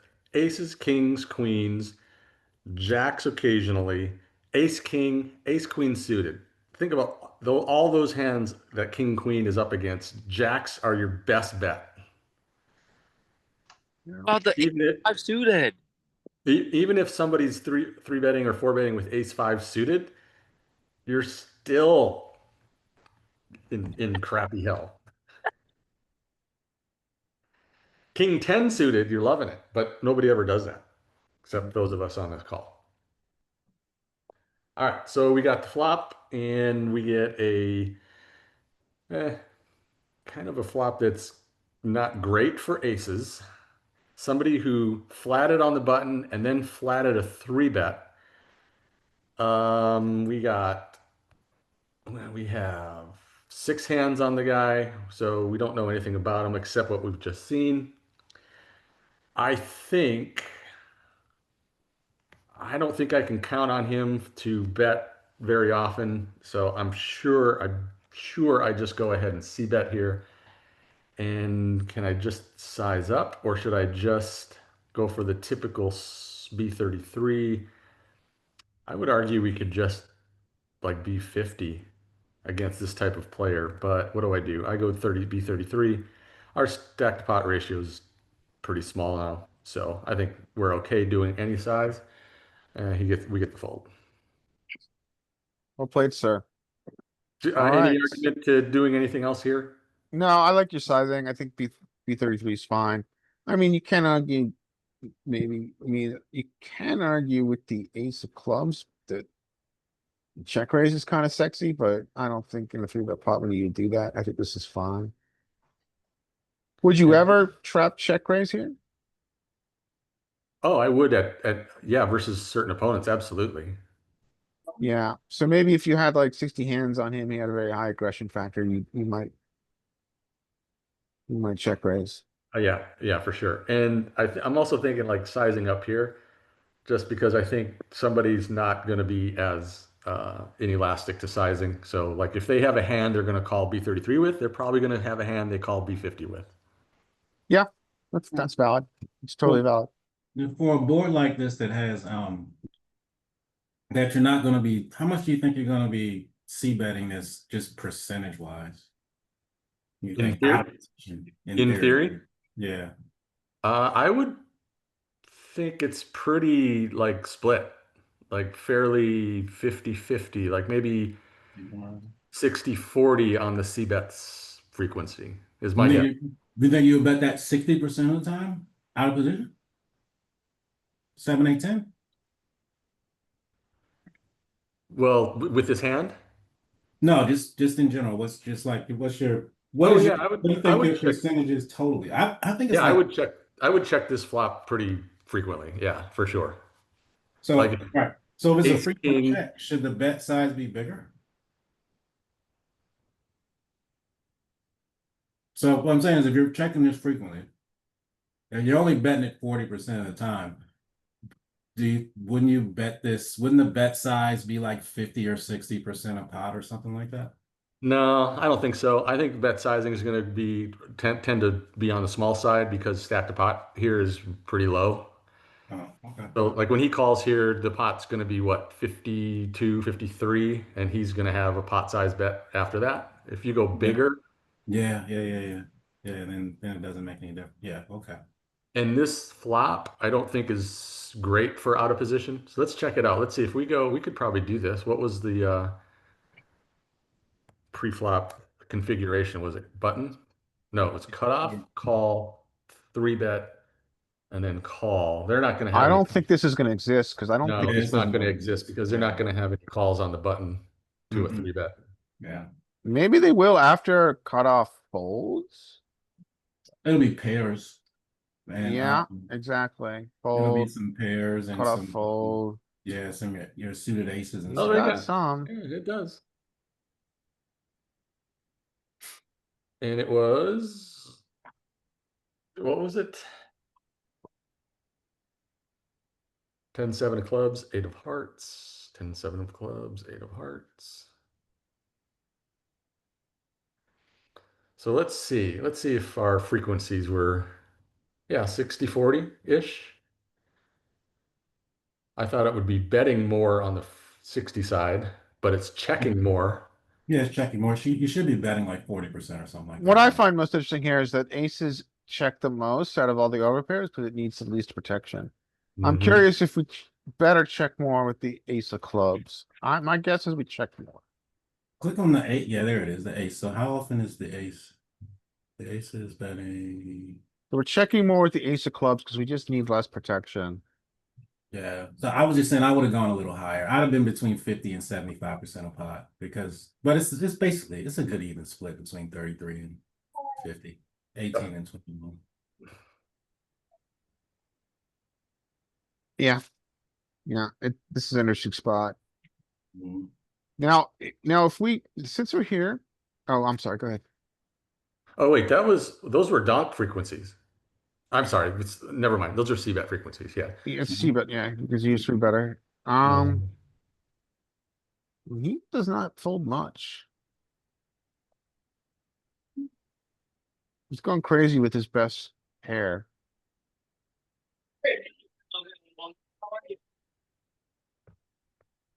Okay. Alright, cool. Alright, so that was you, Mike, right? Yep. Andrea? I'm And up. Andrea, yeah. Okay. Okay. Let's see if this one's easy, Andrea. I don't know if this one's going to be easy. Well, king, obviously I'm not folding king, queen suited here. So I'm gonna raise this. Yes, that's perfect. The 6 is on the button. I know it's low, but I think I'll call it. Fuck. Pardon my French. Yeah, that's not going to be 100% call in the Yeah, charts. it's too low. I know. I knew it. What is But it in the chart? Now I would call here because I would set mine, but Oh, I doubt if I am totally profitable doing that. right. If I see this table, I'm just gonna, pack up my chips and leave. So 85% fold here. Hey, Derek. So I'm That's playing all range, not wrong. sixes. So the way I play is all wrong then. 'Cause I Well, love to call here. no, it depends on your pool, right? If you're how aggressively is your pool three betting you behind with sixes here? I'm sorry, squeezing My was my behind. my pool like I was at a table where they didn't 3-bet kings. All right, then last I would time argue your played. sixes So, become more like, profitable. so, I mean, you're essentially set mining here. And Yes. well, And I- what'd you say, 18% to hit a set here? I so, think it's so what's the 13% on percent that flop. you're supposed to Okay. actually call here? I didn't hear what you said. It's pretty low. Yeah, What, it is. the sixes exactly? Yeah. Yeah, sixes is 60% fold. Yeah, it's too, yeah, okay, Wow. okay. So Phil Ivey doesn't donk off his whole stack to you Okay, so all with right. top pair. Okay, so he's out of there. What is a small blind gonna do? In a three-way pot, a 10-7 off, I'm folding that. So your villains don't set mine here. Yeah, okay. then. Yeah, but Oh, let's they let Andrea normally finish her do. hand here. Yeah, let me screw it up, Derek. It'll make everybody feel better, trust me. I'm just That's why I'm in this group. I'm a plant to make everyone feel good. Hmm. All right, that is a raggedy ace, isn't it? But I'm in the big blind. Maybe I'll defend it and call. No. God damn it. I'm leaving. I'm cutting my wrists, okay? I will It's not be worth seeing it, you trust guys. me. Ugh, Ace 10, man. Ace 10 cash. Ace 10, ace 9, somewhere around Really? So it's Yeah. just even though I'm in the big one. there. Yep. Ace 10, ace 9. Yeah. Okay. All right. Yeah. Well, guess what? I'm folding. I win. Yay. Yeah, it's pure fold. Yeah. And Do you want, to answer Andrew, do your you, question, Derek, about set mining, yes, people normally do. This is a rare fold here. This is not what our players are doing. now, Mike, what I'm are you just doing shocked here? that the villains don't call this shit. What am I Yeah. doing? This is very player dependent. And if it's versus an unknown, I would call. If it was versus somebody that was pretty Yeah, good, see, I'd fold. that's how I'm If it thinking, was, Mike. I'm not Yeah. thinking solver. I'm not bright enough to do that. I'm just thinking player. Yep. So So what yes, do you I would need to call call that. here? Tens? I'm calling sixes, man. I'm just gonna set mine. Well, so this is the way I look at it, and I'm curious what other people think. So if I'm playing online, Mhm. if I play on ACR, let's say, I can look behind and see what their 3-bet squeeze frequency is, right? Mhm. So I don't play like 7 tables, so I have time to go, okay, how much does this guy squeeze in small blind? How much does this guy squeeze in big blind? If they're passive and they do not squeeze at a high frequency, then I'm gonna call and set mine. I'm not entirely sure that's profitable. It might be profitable if I think the guy who RFI'd in front of me will stack up for top pair. Yes. Right. Yeah, these solver outputs is just based on the small blind and big blind having the correct percentage of Right. Yeah, which we know they don't. which we know Right. they don't. So you Right. can call here, not a problem. Okay, so I don't look at like a big blunder, No, it's the not. blunder queen like- here. yeah, I'm gonna don't- change my screen name to blunder queen. Yeah, don't follow the solver. The solver, like, not the good way to make the most amount of money, especially Okay. if you play live. Even if you play like low stake online cash game, it's not. I feel not- better, guys. Yeah.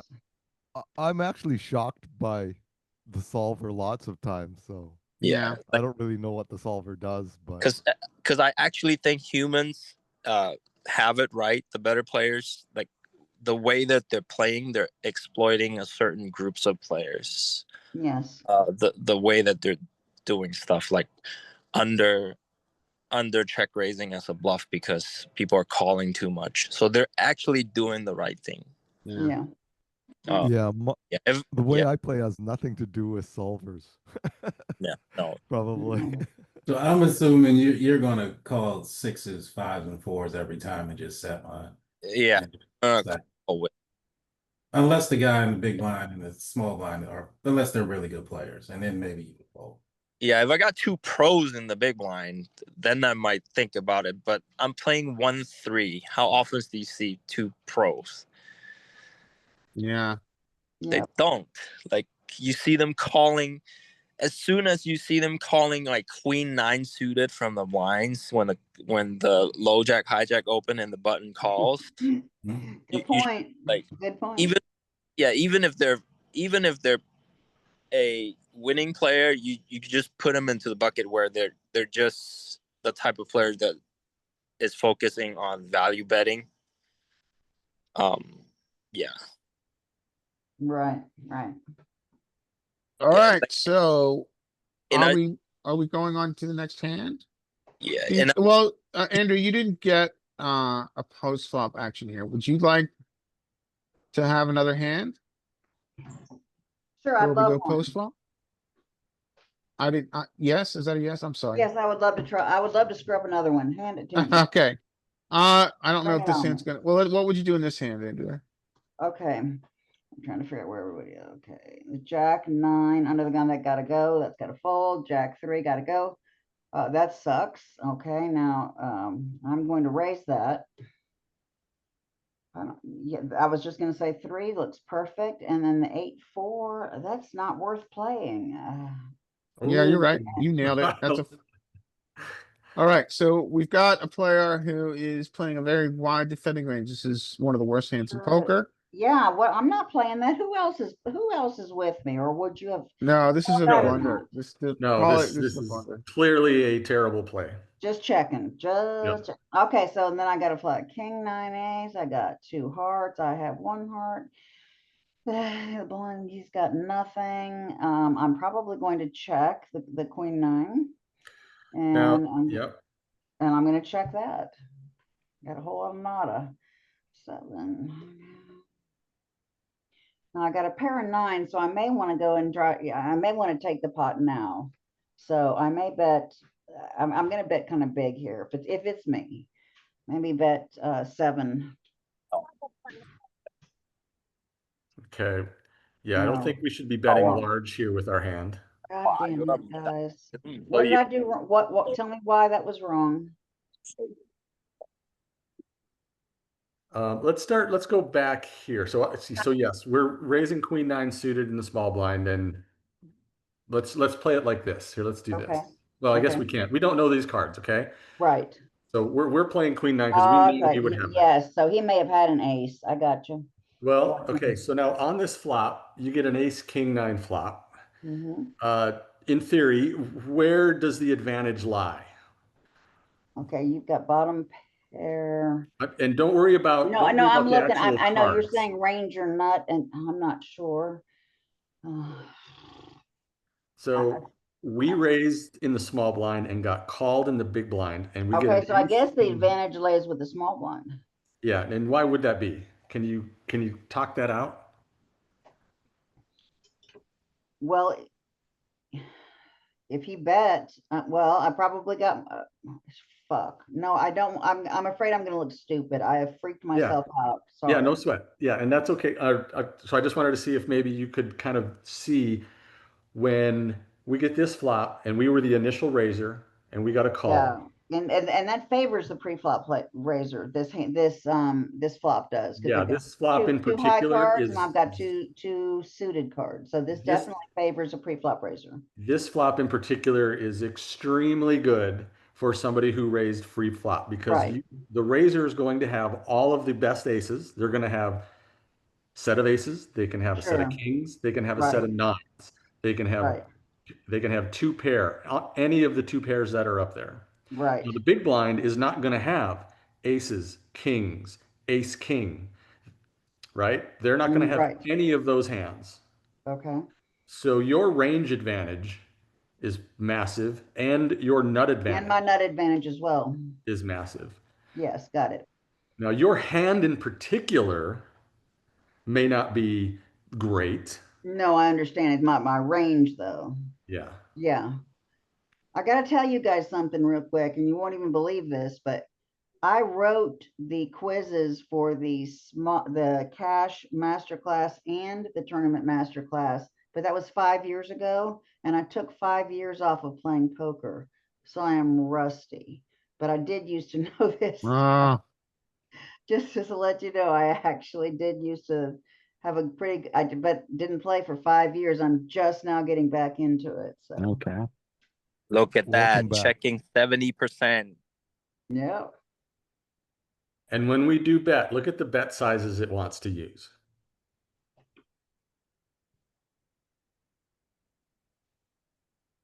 like Wow. giant bet Yes, size big. Yes. on the flop. Now, that's on the Right. flop though. Right. Our particular hand, our bottom pair, likes a check. Okay. And that's because we're betting all of our really good hands and really good draws We want and to protect checking our all of checking our range, marginal right? made hands. So we're protecting our checking range. Is that right?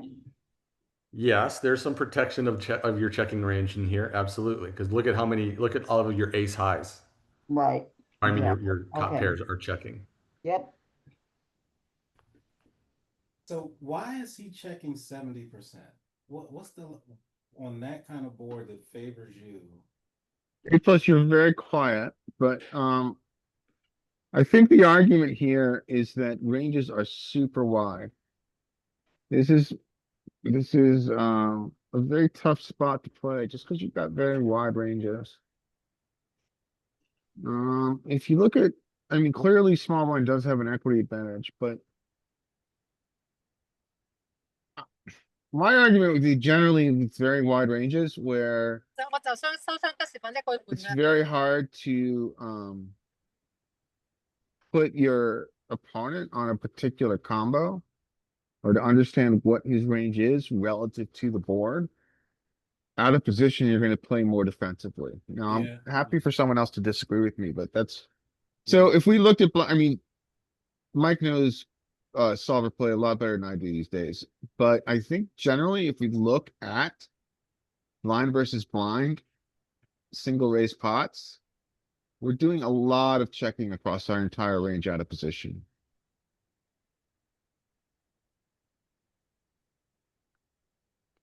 Yeah, and that's true. One thing I want to kind of add here is this strategy is using a large bet and check strategy. Okay. So there's no small betting here.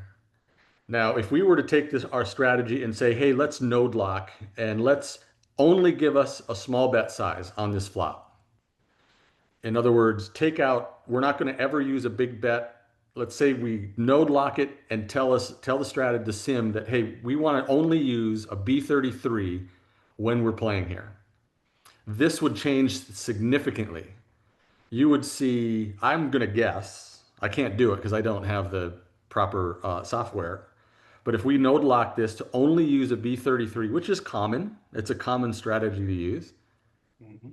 I think we're range betting. I'm thinking we bet almost like 80% of the time. That's a valid point. I think you've got a good point. I got to ask you a question I though. wonder what would happen if you put two sizes in 33 and Can you move closer to the microphone? It's hard to hear you. I'm talking. Can you hear me better now? We I- can, thanks. yeah. So I wonder what would happen if you put two sizes in 33 and and the large size, what it would do. I Well, don't this know. is using three. This is using four is using four sizes, I guess. Yes, Is you it? gotta get the answer here. And you're saying if we use like a B33 and a 125 I don't. I'm just and talking eliminate about. these two bet sizes? No. Yeah. Well, so you're still even with the four bet sizes, you're still checking 70% of the time. You Mm-hmm. protect it. I mean, so my Wow. argument was, yeah, I mean, you protect your checking range a lot in blind versus blind. And I think it's because the ranges are very wide. People have tons of hands. This is a lot different than when we're playing out of position in solver, let's say cutoff versus button, where in theory, button's range is super condensed. I mean, it's flatting range, cutoff versus button is like 3% or something. So here this is really actually a lot closer to what happens in reality, especially live, is that you've got two very wide ranges. One person playing out of position, one playing person in position, in a single ace pot. Hey, Mike, I got a question for you, just out of curiosity, totally off a detour. Have you ever been tempted to spend the ridiculous amount of money they want to use the AI just to play with it for a month? No, I haven't. I haven't It's been just too tempted. much. It's like How much 180 do they want, bucks. by the way? I think it's like 180 bucks. It's a For a lot of month. money. I mean, it's For a month. already 1,200 a year just for a regular, right? That depends on what version you get, I think. But Anyway. Yeah, it's expensive. Yeah, it's just ridiculous. Back to your question, why aren't we betting small on this flop? Because your opening range is wide. Your opening range is wide and their flatting Yeah. range is wide. This is kind of the same as like if you open the button, So- your range is still wide, but if you open from early position and you see this flop against the big blind, then you will be range betting small quite often Yep. because your range is very narrow, and this thing hits your range like crazy. So you don't need to make a big bet to make it unprofitable for the big blind. Is that what you're saying? Is that the thinking? No. It's solely based on how wide your range is. If you're opening tight and the caller has a wide range, let's say he's from the big blind, and you see ace king X flop, then you range bet because your range is narrow. It hits your range a lot, and it doesn't hit their range all that much. But Okay. say if you open from early and you get a caller from early and you see ace king nine, you should be checking a lot because both of your ranges are narrow. It's how the solver bets. It's solely based off of ranges, how wide you are, how wide your opponent is. That's how you should be thinking when you're playing. Okay. I sorry I'm being dense, but I don't really understand that. Can you Not being dense. so for sorry for being stupid, but I don't understand why that would be. So he just So- showed you, like, did you switch it to EP open button calls? Yeah. Not button, No, this but is a- big blind I think calls. this is. Yeah, I'm not sure. This is. So you're saying Okay. this hits our range so much, so we're betting a lot, and we should betting small. Whenever we bet a lot, we bet small. Is that the thinking? Whenever your range is narrow, say you're opening 12% from EP, and you see ace king, and you get a caller who's calling 30% from the big blind, you could Okay. range bet small a lot. Whenever you're opening from EP, you're opening 12%, and then you get a caller also from EP, assuming they're competent, you're looking at a very small range, and you see ace king nine, you should be checking or big betting a lot. Checking or big betting? Yes. So you should bet big or just check. Yes. That's how the solver does it. And in this scenario, when you're opening wide from the small blind and the big blind calls, it's wide versus wide. Ace king X means really nothing. Yes, you have a lot of nut advantage, but they still have like a bunch of ace X because you open from the small blind and they're calling like ace seven off, ace five off, versus say if you open from EP and the big blind calls, if they're somewhat competent, they should not have ace five off, ace three off, ace seven off. Oh, so those junk aces aren't in Yeah. his range, Yeah, in essence, when you whereas the open, junk aces are in your range. Is that yeah, what you're saying? yes, because they have a lot more aces. So that's why the solver, when they have a nutted hand, they just want to bet big because it just want to bet big because the big blind has a lot of ace, like ace six, ace eight, ace nine, ace three suited. So you bet more often and small with your junk aces. Is that the thinking? No, what do you mean? Am I missing it? Less often and big. Less often Bet than big. often and Less often with and your big. junk. If you have the junk aces and they don't. If they have the junk aces and you don't. If it's wide versus wide, you either check a lot or you big bet. If it's narrow versus narrow range, you also do check a lot or big bet. The only situation when you range bet is when you open. It's when you're narrow and the person calling is wide. Then you could range bet. That's good to think about. So when you're narrow might be when you're three betting. No, when you're narrow, when you're opening from early, the big blind calls. Ah, early. Yeah, that makes sense. Okay, okay. So that means you have much better hands than they do Yeah, in your range. yeah, and then they just have a lot. So if you're open, like if you're playing nine-handed and you open under the gun nine-handed and they call in the button. Yeah, what are we looking at here? Okay, so this one is the first situation where it's early versus big blind. Yeah, see, it's betting a lot. Like it's only checking 2%. Yep. I mean, look at the range compared to the small blind opening. So you're opening early and the big blind is calling and it's coming ace king nine two hearts Yeah. or whatever. The betting Yep. it's on. Yep. Yeah. That's it. Yeah, that's exactly what Sam's saying. So And you're then checking only 2% of the time. Wow. Yeah. here is small blind versus big blind. I mean, you're opening Jack Which 3 is- suited compared to EP. You're only opening like, I don't know, what's the percentage? 10, 12? What's the percentage? You're opening like 17. yeah. Is it 17? Yep. Yeah. Compared to the other one, it's like probably 40%. Yep. Okay. And then yeah, that's a great example. And like So- you said, here's a wide range, small blind versus big blind. Both ranges are wide. Same flop. And here's another example. Both ranges are wide, cutoff and button, same flop. Look at how much you're checking.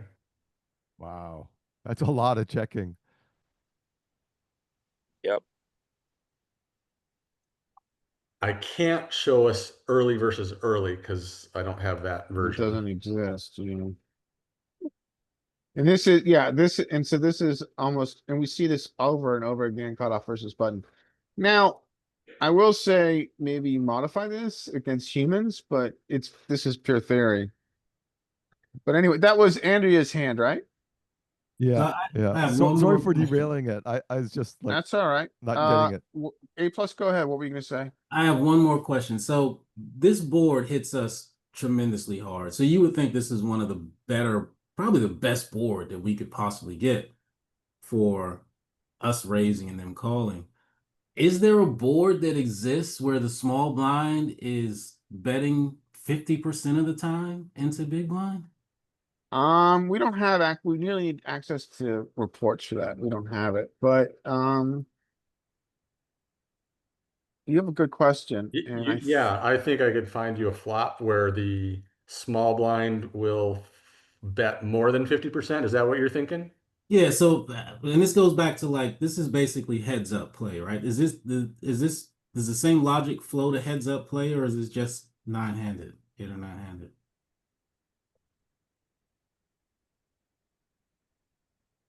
Try board like 844 or like 833. So there's your, oh wait, this is a cutoff button. Sorry, I wanted small blind, big blind. Yeah, we want small blind, big blind. well, you know what? I do have access to some aggregate reports here. Do you want to look at it real quick? Mm-hmm, sure. So these this are the is- new, let me see if I can figure, okay. Here's So a, we can get a here's a little bet- bit from this. Here's but- a C bet for 55%. King, Change king, that 3 to a offsuit 3. Like these double king high boards. Here's what we go up to. Now we're C betting 67% of the time, 70% of the time. king, three. I'm gonna steal here because I was able to bring up the aggregate reports and key. So thank you, Andrea, for pointing these out that these are available. What So is this? so this it's not entirely, we can get a little bit from this. So the first question, this is small blind versus big blind, right? Small blind raises, ignore the flop. Flop doesn't matter here. Just pretend it's not there. Small flop raises, big blind calls. We get any flop, ignore the flop. What does small blind do? So first question, how often do we check? We check 64% of the time. And we could now, the other thing to look at here is this here at the bottom. This is every single flop. I think it's like, what is it, like 512 flops or whatever? How many flops are possible? Not I don't remember how many it is. So what we see if we look at this is we know red is betting. And we know green is checking. And we're on the action of small blind. So to answer your question in this configuration, A plus, we doesn't look like we have any boards where we check. Pure. And we also don't have any boards where we bet pure. Now, if we're gonna, I've never used this, so I don't know how this is gonna go, but let's see if we can see the boards where we check the most. We don't know what's gonna happen here. There we go. So we do have boards that we check almost pure. And those boards are gonna be monotone. So monotone boards, we are gonna check essentially, we'll say range. We could see this little bar moving here at the bottom. But we could see, yeah, we check a lot on monotone boards. So if we get a monotone board out of position, blind versus blind, we're supposed to check to use a technical term, a shit ton. Wide range versus wide range. Yeah. Now we'll take it to the extreme and then I'll hand it back to Mike. Let's swap this. I'm gonna see if I can do it this way. Let's go down here. Okay, these are boards where let's do it this way instead. Check. Let's switch this. Check. It's thinking. Sorting data. Go up to bet. Now these are the boards it loves to bet. These are our highest bet boards. So the tripled boards. Now this makes sense. This is not tripled. This is ace, but these first three are tripled. And then, so we're doing essentially what we're betting the most is we're betting tripled boards and ace X. Those are getting those are the So we're boards we saying bet the I most have in theory. quads on the triple boards, or I think we're saying that we have a nut advantage because we have all the overpairs you don't have. Pairs and the aces, because we opened, right? So we have yeah. ace- So we have all those. We have aces, Aces. kings, and queens and jacks, and you don't possess them, sir. So we now have flopped a lot better boats than what you have. That makes sense. All right, I'll hand it back to Mike. But that was just so we do have boards where we check a lot, monotone boards, and we do have boards where we bet a lot. But those are unicorns, right? We don't get very many triple boards. We do get monotone boards, and we're supposed to check a lot of them. And Andrea, Andrea's departed, but thank you, Andrea. So that is going to get us to Derek. Derek, you haven't had a hand. Derek, do you want a hand? Okay. Sure. We've got about 25 minutes left. It's Okay. all yours, man. Okay. Villain 2 can open here in the cutoff. Ace 4 off can 3-bet here. It falls into the category of stuff that isn't good enough to call. No, he folds. I'm wrong. No, yeah, I don't think ace 4 off is a good 3-bet candidate, but it's better than calling. Yeah. Yeah. Calling is just unthinkable. Yeah. And Agreed. then 8-9 can fold. And hero can fold here. All right. Do you want to take another? Because you didn't Sure. get to see post flop? Sure. Okay. Okay. 7-6 can fold. 6-3 can fold. 4-10 can fold. King 10 more than enough to hit this shit. So bets. So king queen is a very interesting hand to have here. King queen off. What are you doing here? I'm 3-betting this. Yeah. It's a lot. Yeah. I think 3-betting So is he better just than calls, calling. but I don't like this call at all. I I don't think like this it is a either. I think blunder it's a to better call. 3-bet. I would 3-bet. Yeah. Okay, anyway, 7-6 gets out of the way. Yeah, I think everybody on this call should 3-bet this. Yeah. I mean, if you Okay. 3-bet this and you bet small, Yeah, if I 3-bet this, then I'd say woohoo, fist pump and bet this small. yeah. But since we didn't 3-bet it, yeah, I can bet this small. Bet 2. You want to donk? Yep, I'm donking. Okay. And donking 2. I'm either donking or check raising. If I'm checking to check raise. All What right. So does they he do? check. You got king 10 off on the button here. What are you doing?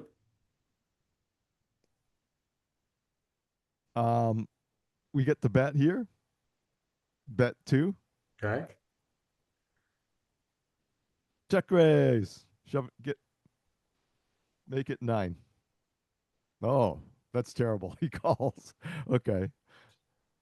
You must have Uh, nefarious plans. Okay. So we called to take it away on the turn. Does he I don't know check? what he's doing. He checks. So I think he's bet looking here. to bluff. Okay, I seem to be totally wrong every time at predicting what they're going to do. Yeah, what they do does not mean what you would do is wrong. This is what actually happened. And we Okay. just want to think about, like, if you were here with king 10, which you could very easily be, you could Yeah. have this hand so far. You would have bet the turn, is what you're saying, Derek, Oh right? yeah, yeah. I bet the turn. I mean, like it doesn't hit my range, but I'm betting my ace, right? Mm-hmm. 9 hits, making our flush. So of course we bet. The king queen. If you were king queen and Yep, you played it yep, this way, you would bet now. yep. We hit our flush. Of course we're going to bet. This is a bet fold situation, by the way. It If he is. comes over big, our king eye is no good. Okay. What's the so imposition supposed to do here with the nut flush blocker on a paired board? I think it's a fold. I think we can all fold. It's very gangster to turn this into a bluff. Yeah. Yeah, I almost wonder if you'd ever call here, because you often have the best hand. We have the flush blocker. And We have the nut no pair, or close to the nut no pair. Yeah. yeah, exactly. You have the Uh, nut no pair. Well, not the nut no pair, but the Why are we betting our nut no pair? It just doesn't make any sense. because we made our No, flush. we're saying if you were king 10 here, you could potentially call here and win. I'm like, Queen, why are we betting our nut no pair? This is literally the nut no pair. Exactly. I'm saying you could call, not bet. Yeah. And why are we donking the turn? This Yeah. is river and it went check on turns. It is a stab. Yep. I think it's okay to stab and then fold if he raises. If he raises, then we fold.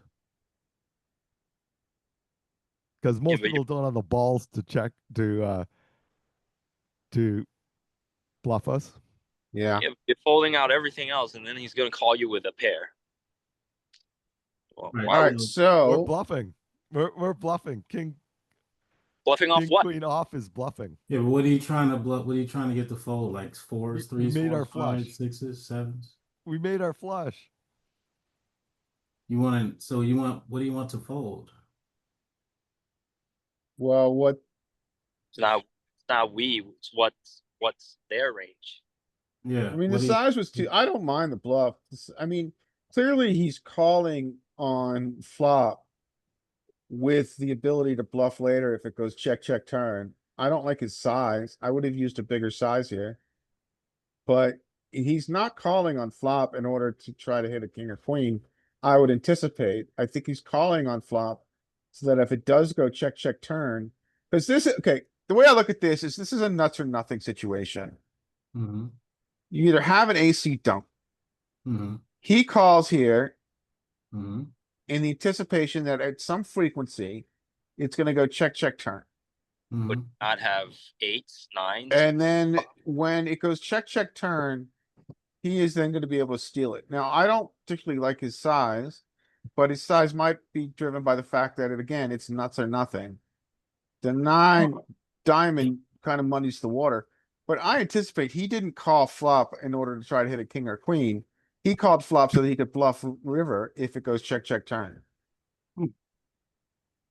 I agree. I agree. So I was- and here you're trying to fold out sevens, eights, sixes, fives, fours. His size is not the size I would use. I mean, but you know, Goon might use his size because Goon's saying, I just want to fold out the bottom of his range. I'm not going to invest. I'm not going to invest a lot of money when he still has some ace traps. I'm going to invest a small amount of money, hoping to fold out non-paired hands and maybe pairs below the 9. Yeah, we beat all the non-pair hands. Yep.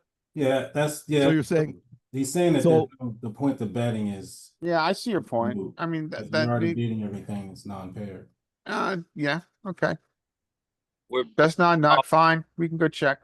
But I don't think, I don't think, maybe this is a value bet then. I think it's a bluff though. this is the hand that's exactly in the middle. Yeah, it's That- mergy. I would not. I would not bluff like. I would. I mean, bluff- you have a very good point where like, got best non-paired hand, but Yeah, I would bluff a hand like. I don't know. I mean, it's a weird one. Well, should we Yeah. move on? Because we are in the last throes of this session. All right, I'm going to take this one. This might get interesting. So 10-7 is a fold. King queen is a clear open. Ace 4 is a high frequency free bet. Which our which our hero takes. Kings, I think this is a fold. So in this loose configuration, King queen makes a very good 4-bet bluff, I think. I don't know if the solver takes it. He takes it here. Hero can either shove or fold. Those are his only options, and he makes the right choice.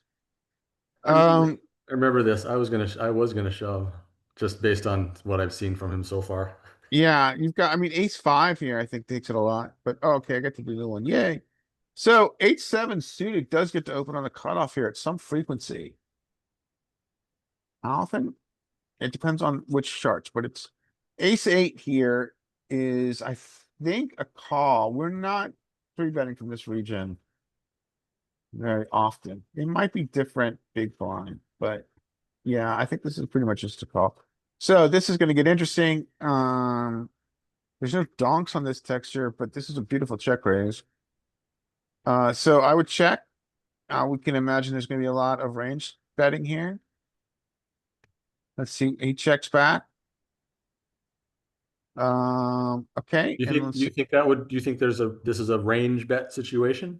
I was talking, no, not in theory. I was Okay. talking about pool. Yeah. I think pool will just bet, Yeah. but in theory, I don't know theory, again, I don't know theory as well as I used to, but theory, I think that this is probably, I would guess we get some betting here. There's no locked up equity. This is better for big blinds range. This might be a big bet, low free, high free check. Yep, I think so. Okay.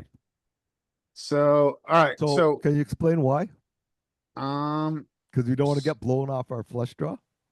so why is, I think theory goes, well, let's just talk about range versus range. So if we were to look at this, Derek, to answer your question, and I am going to riff a little bit here, Okay.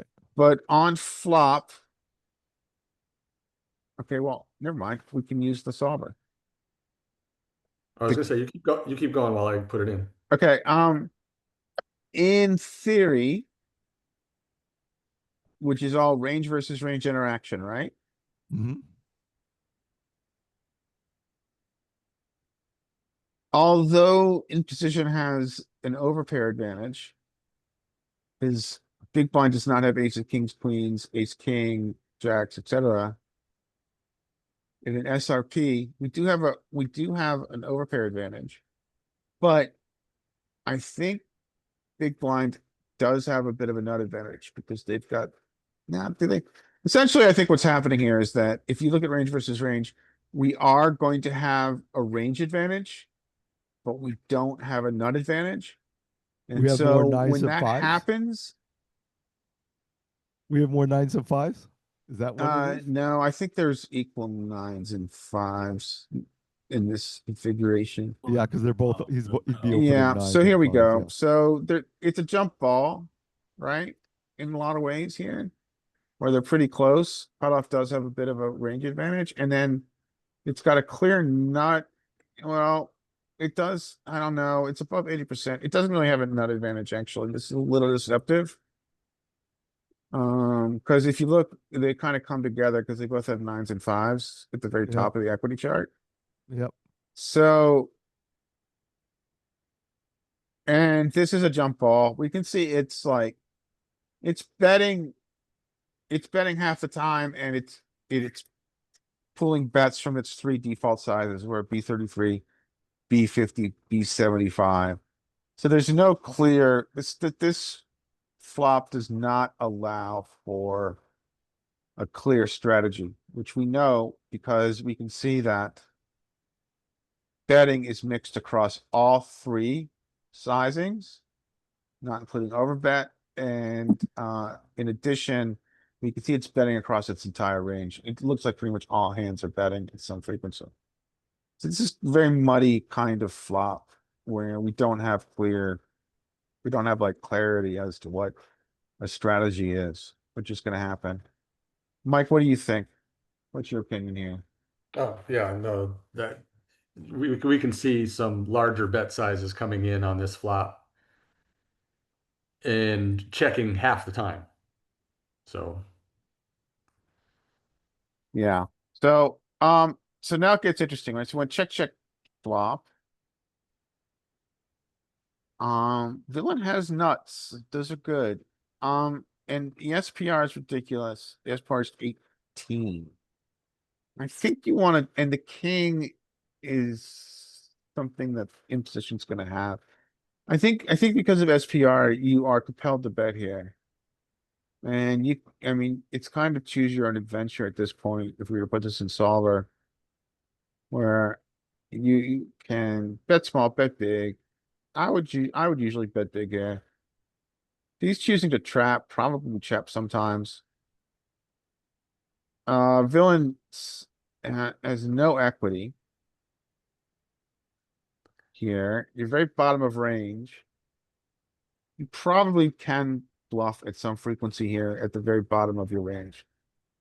But he's not buying it, so that's fine. Paired board. Okay, so villain 10 is dealing with a very capped range from in position, where he's not bet on two opportunities.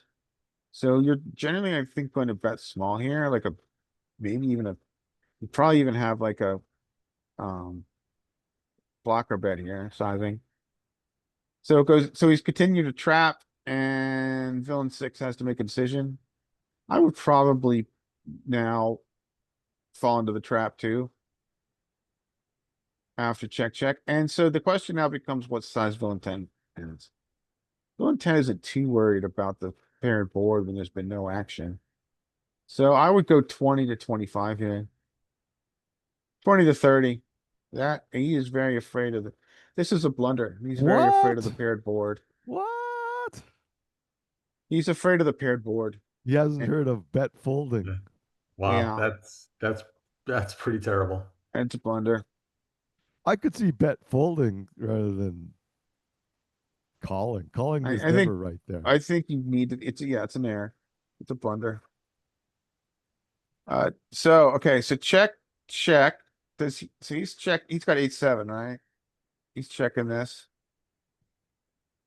Now we got the nuts. I think he bets a lot here. He probably has checked. And he's got lots of he's got lots of traps with his flushes. So can we filter for flushes here?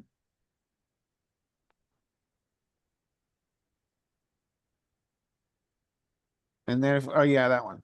Yeah, we're trapping a lot here. Maybe we're trapping less, notice, with our worst flushes, which want to generate a fold to fold out. I would argue that our worst flushes are betting at a higher frequency because if we can get him to fold out like his middling, like his 8 high flushes, his 7 high, I'm sorry, he doesn't have 8-7 off. What is it? Imposition might have some lower flushes, lower single flush draws rather, that we're trying to get to fold out. All right, so then he still gets trapped. My argument is that we are going to have bluffs here at the bottom of our. These are flushes. So if you clear the filter, yeah, we're not. Yeah, a little bit. We're trying to steal the spot, but not much.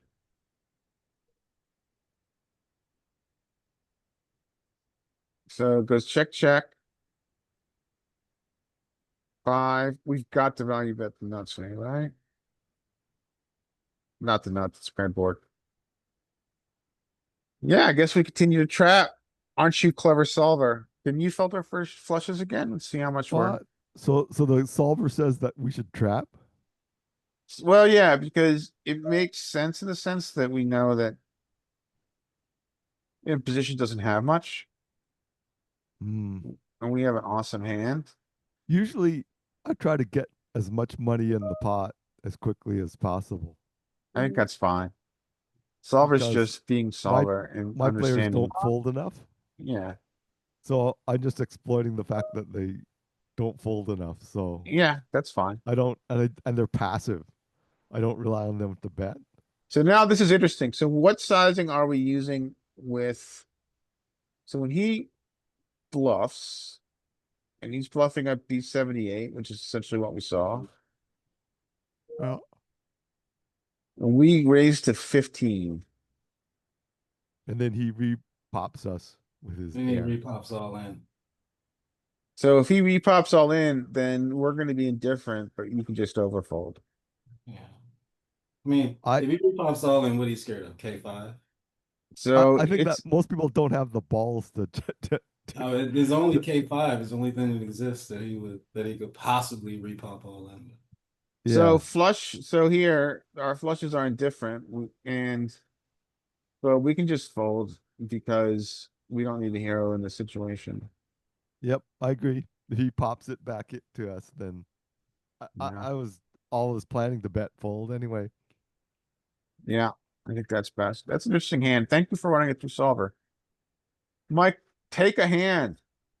All right. 7-8 full king jack raise and take it. Well, 7-8's been active. I wonder what he does here. Yep, he goes for it. I am going to 3-bet king jack here, I'm sure. Yeah, you're going to expand your 3-betting range against such a high VPIP, right? Yeah. Yeah.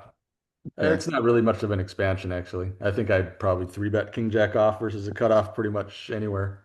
Alrighty. I think. And he should fold. This should be a big blind walk. Got it. All right, now.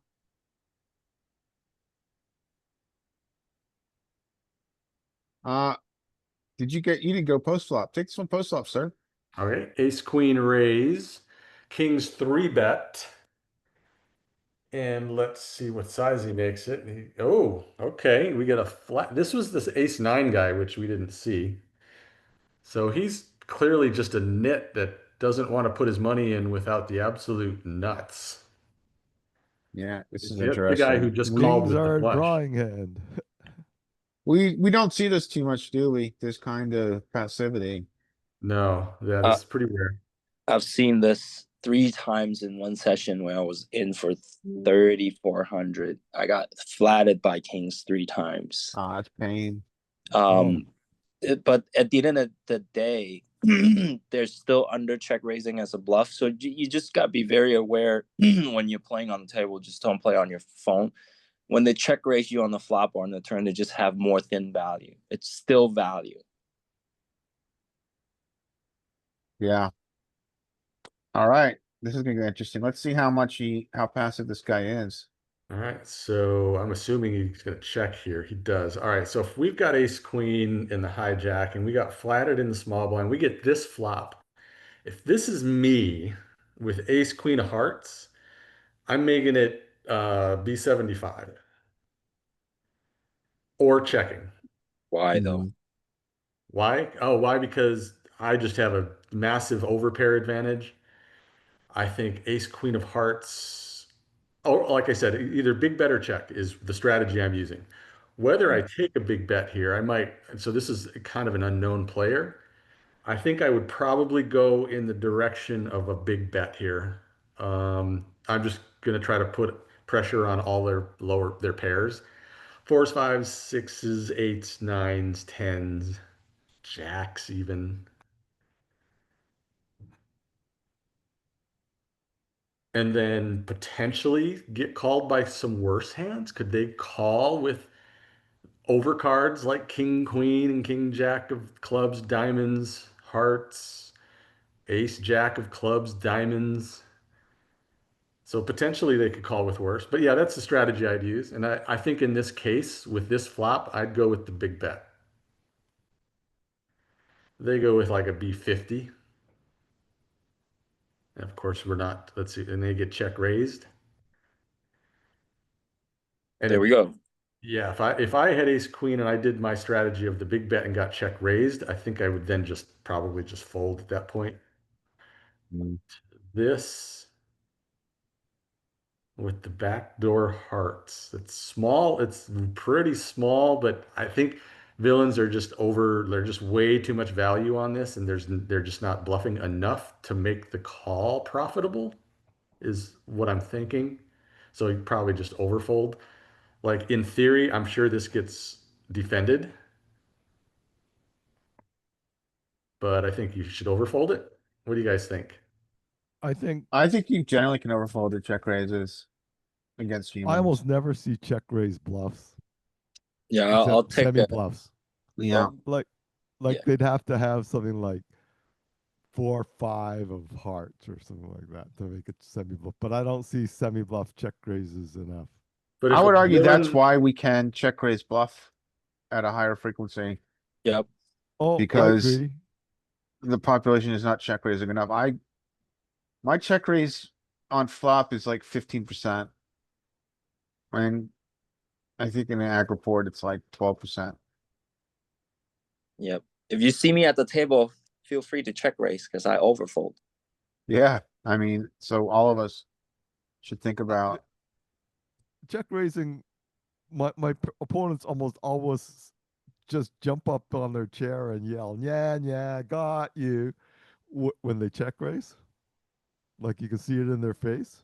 So then I just fold. yeah, well, Yeah. that's the way to do it. Do you find that they sit up on their hind legs and do that in your games? Yeah, they do a lot. Yeah. See, in this spot, I would take a different line because I know even if I bet big, they're not folding eights or nines. I'll just take a smaller sizing because I want to get called by worse. yeah. I want to get called by like ace jack, ace 10. Yeah.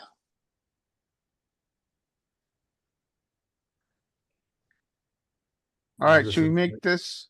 Yeah, I just want to see they're probably going to give us Oh. the warning here. This probably won't get through because it's a low frequency line, but see if the ace queen of hearts needs to defend. It does. Yeah, that's what I figured, but that's in theory, not versus opponents. That's what I think. Yeah, I think, yeah, you just, So in the solver in solver land, you're supposed to defend. Is that what you're saying? To Yes. that size, yes, yeah, to that size. And also it likes an overbet, not just a B75, but an overbet on this flop. Yeah, but then because of the small blinds range, it's an optimal range, but we know they're not. Yeah. Yeah. Yep, for sure. All right. All right, Next. it's 2 o'clock, so that was Mike. Why don't we go through the last three with A plus, Derek and Sam, and then we'll call it. Okay. All right, A plus. Fold. Ace 7 supposed to fold. Ace 8 should raise. Oh. Oh, he Okay. lives. Wow. Wow. Well, call. Raise. Call. You fold. Now, Um, this so is this, interesting yeah, because this is. because, Go ahead. no, I'm sorry, you go ahead. I'm interrupting. You're probably going to get. Well, he has a broken stack here with fives. 100 bigs, I would say call and set mine because I'm not. That raise might just be a squeeze. His range is going to be wider for that raise. So I think I would just call here with the fives. I wonder with implied odds oh, well, there we go. I wonder with implied odds whether we actually are getting the right 8 to 1, right? Can you get 8 to 1? Eight, can you get stack depth. 8, 16, 24, 32? You can get it. Okay, Plus 8 6, to 8, 1 16, is 21, 32, 40, 48. You got to be able to get 48. 48 bigs out of it. yeah, 8 to 1 is breaking even, assuming that your opponent is a dummy who will always stack off when you hit a set. So you need more than like 15 to 1. That's a lot. If you need 15 to 1, and unless you have 100 bigs, you're never set mining, right?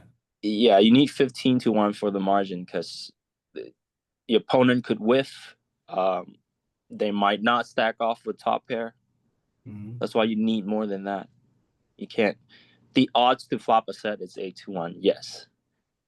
But if you only look at their stack and saying, well, I get 8 to 1, so I call, then in the long run, I think you're losing money because they do not always stack off. yeah, Yeah. So that's why 15 to 1 is what the Crush Live Poker recommend. yeah. All right. So I'm afraid our hero is going to step into it here. You should check here, check to the razor, checking 100%. Ace, King 5-4, he check raise, he can put in a wide range, smaller range versus your wider range. So he should be, he should bet small here. And fives, I think what I'm going to do with fives here is I'm going to call this, check, and then check raise a turn. I'd do the same. I think that's a good plan. Why do you check raise the turn rather than start shoveling the money in now? You could. I mean, I have a broken stack, but King 5-4. I have 2 fives. If I 3-bet right there, then I'm saying that I'm only giving him a chance to have a king, right? Or a pocket pair. If I give him another card, maybe I get lucky and a 10 comes off or something like that he might have, and Okay. give him more reason to keep betting, or an ace or something like that. All right, let me ask you one question. Let's change the board. Now it's King of Spades, 5 of Spades, 5 of Hearts, 4 of Hearts. What do you do facing a bet? Then I raise. There you go. Then I raise. Yeah. Then I check raising. Yeah. Gentlemen, the board matters. When the board is Yeah. dry, people slow play more often. So just be aware of that. So 10 here, that hits his range. Okay, so I'm gonna check here and see what he does. See if he does anything stupid. See what he does here. What is he doing? He should ace 8. He should check here. He doesn't. I don't think he has to bet here. I don't think he has to bet here. Then fives, the 4 comes. I got a boat here. So my mind, what would he check what would he bet check here? So he's checking when he has a pair or when he has an ace, right? When he has some kind of showdown value. So I want to deny him that showdown value, but he's probably very elastic here. So I think the best I can donk lead here is 50%. So I go like 12 bigs, something like that, and see if he calls me down. Yeah. And he's folding. There you go. I don't hate that. I like it. All right. Derek, you got a hand. Okay. Ace king obviously bets. Ace 10 should fold, but it probably won't. Oh, okay, I'm wrong. King 10 should fold. Oh, it's only 2? Well, I guess he could call. Okay. Queen No, he 5. shouldn't call, Derek. He should not call. Yeah, yeah. So he folds and villain 11 folds. Well, I was wrong. This is some horrible play, boys and girls. The ace king should be okay. He can check a lot of this, or he can bet. Can I make an King- argument for betting here? My argument for Yep, go betting ahead. is that it's a paired board, which Right, a low paired board, which reduces the times they hit. right. But our hand is also fine for checking. I don't know. What do you guys think? Yeah. Either way. Yeah, I prefer to bet with a diamond than without. Yep, that Well, makes sense. This is The fine. diamond does help. Okay, king 10. Probably should check on this board. Oh, he bets big. And the villains fold. Should villain 9 fold? Yep.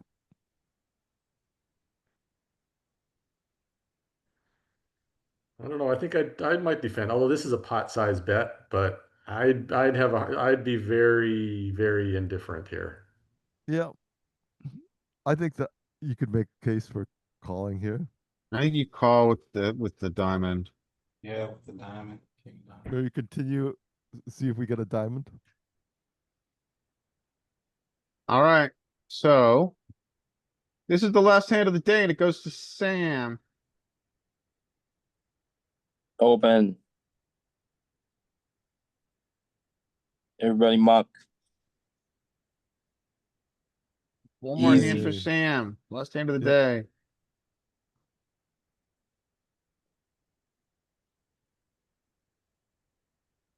Sam, what are you doing here? Twos. Open the queen 10 suited, and then everybody mucks, I guess. Like ace six isn't open, but they choose to limp. Yeah, I would. Assuming I'm 100 big blinds, yeah, just ISO, good enough hand. I would choose a bigger side, I think. Yeah, 3 or 4 is fine. I mean, king 10 fold, 7-5 fold. I mean, this one happened, so like I don't know, just whatever he wants to do. Yeah. Queen, Jack, 6. It'll be a check. We have a donk. Wait, huh? Oh, the Do we small have- blind calls. Big blind, the big blind, yeah, small blind call. Small blind calls. A donk. Or we're not. I won't be in here with a6 suited, so I don't know what the hell to do. But queen 10, I would not fold, even though. But I'll be very cautious because he's using a bigger donk size in a multi-way pot, so this is more towards value. That's a very good point. This is a multi-way Yeah, bet. But we're not folding yet. we're not folding yet. Yeah. Look at the downsize. That's interesting. Yeah, because like in my mind, if I see this, I'll be like, okay, it's not necessarily weakness. It's more so the board is so locked up. if he happened to donk with a flush draw. But it's small enough where I might call. Yeah, I'm not gonna fold to this. I'm gonna call, and then if he bets the river, then we could fold. Yeah. There we go. Yeah.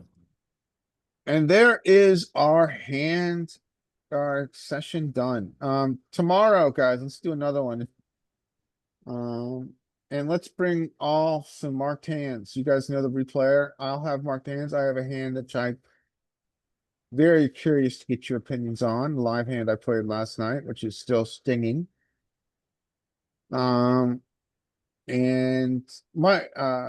Derek, I challenge you to bring some hands, sir. Sam, same for you. I know you guys I have some. I wrote them down in the cash game. Like I don't know what that is. It's like a journal or something. Yeah, I know what you're talking about. It's on. Those are the interesting hands. I don't like. Now you got to link to the replayer, right? I don't, but I wrote it down in a text format. Maybe you could copy and just put it in a replayer. I'm gonna send you the link, Okay. and then it's really easy. I mean, it's pretty intuitive. This replayer, so probably it'll be more effective for us to look at if it's in the replayer. We can give it a shot as a text hand history. I don't do very well with text hand histories. It's a lot easier for everyone else to be able to follow the action if it's in a replayer. Yeah, I mean, but if you have time, do that. I'm gonna bring a bunch of hands live, and I'm gonna bring some PLO double board bomb pots because they're just ridiculous and weird. And I'll have some online hands, and I'm looking forward to talking to you guys tomorrow about this stuff. All right. Cool, Derek, you thanks, gonna have guys. some hands for us tomorrow? Uh-oh. Derek is stayed silent. But also, Mike is gone, but I wanted to thank him. So, all right, guys, I will talk to you tomorrow, same time. Later. All right, bye. All right.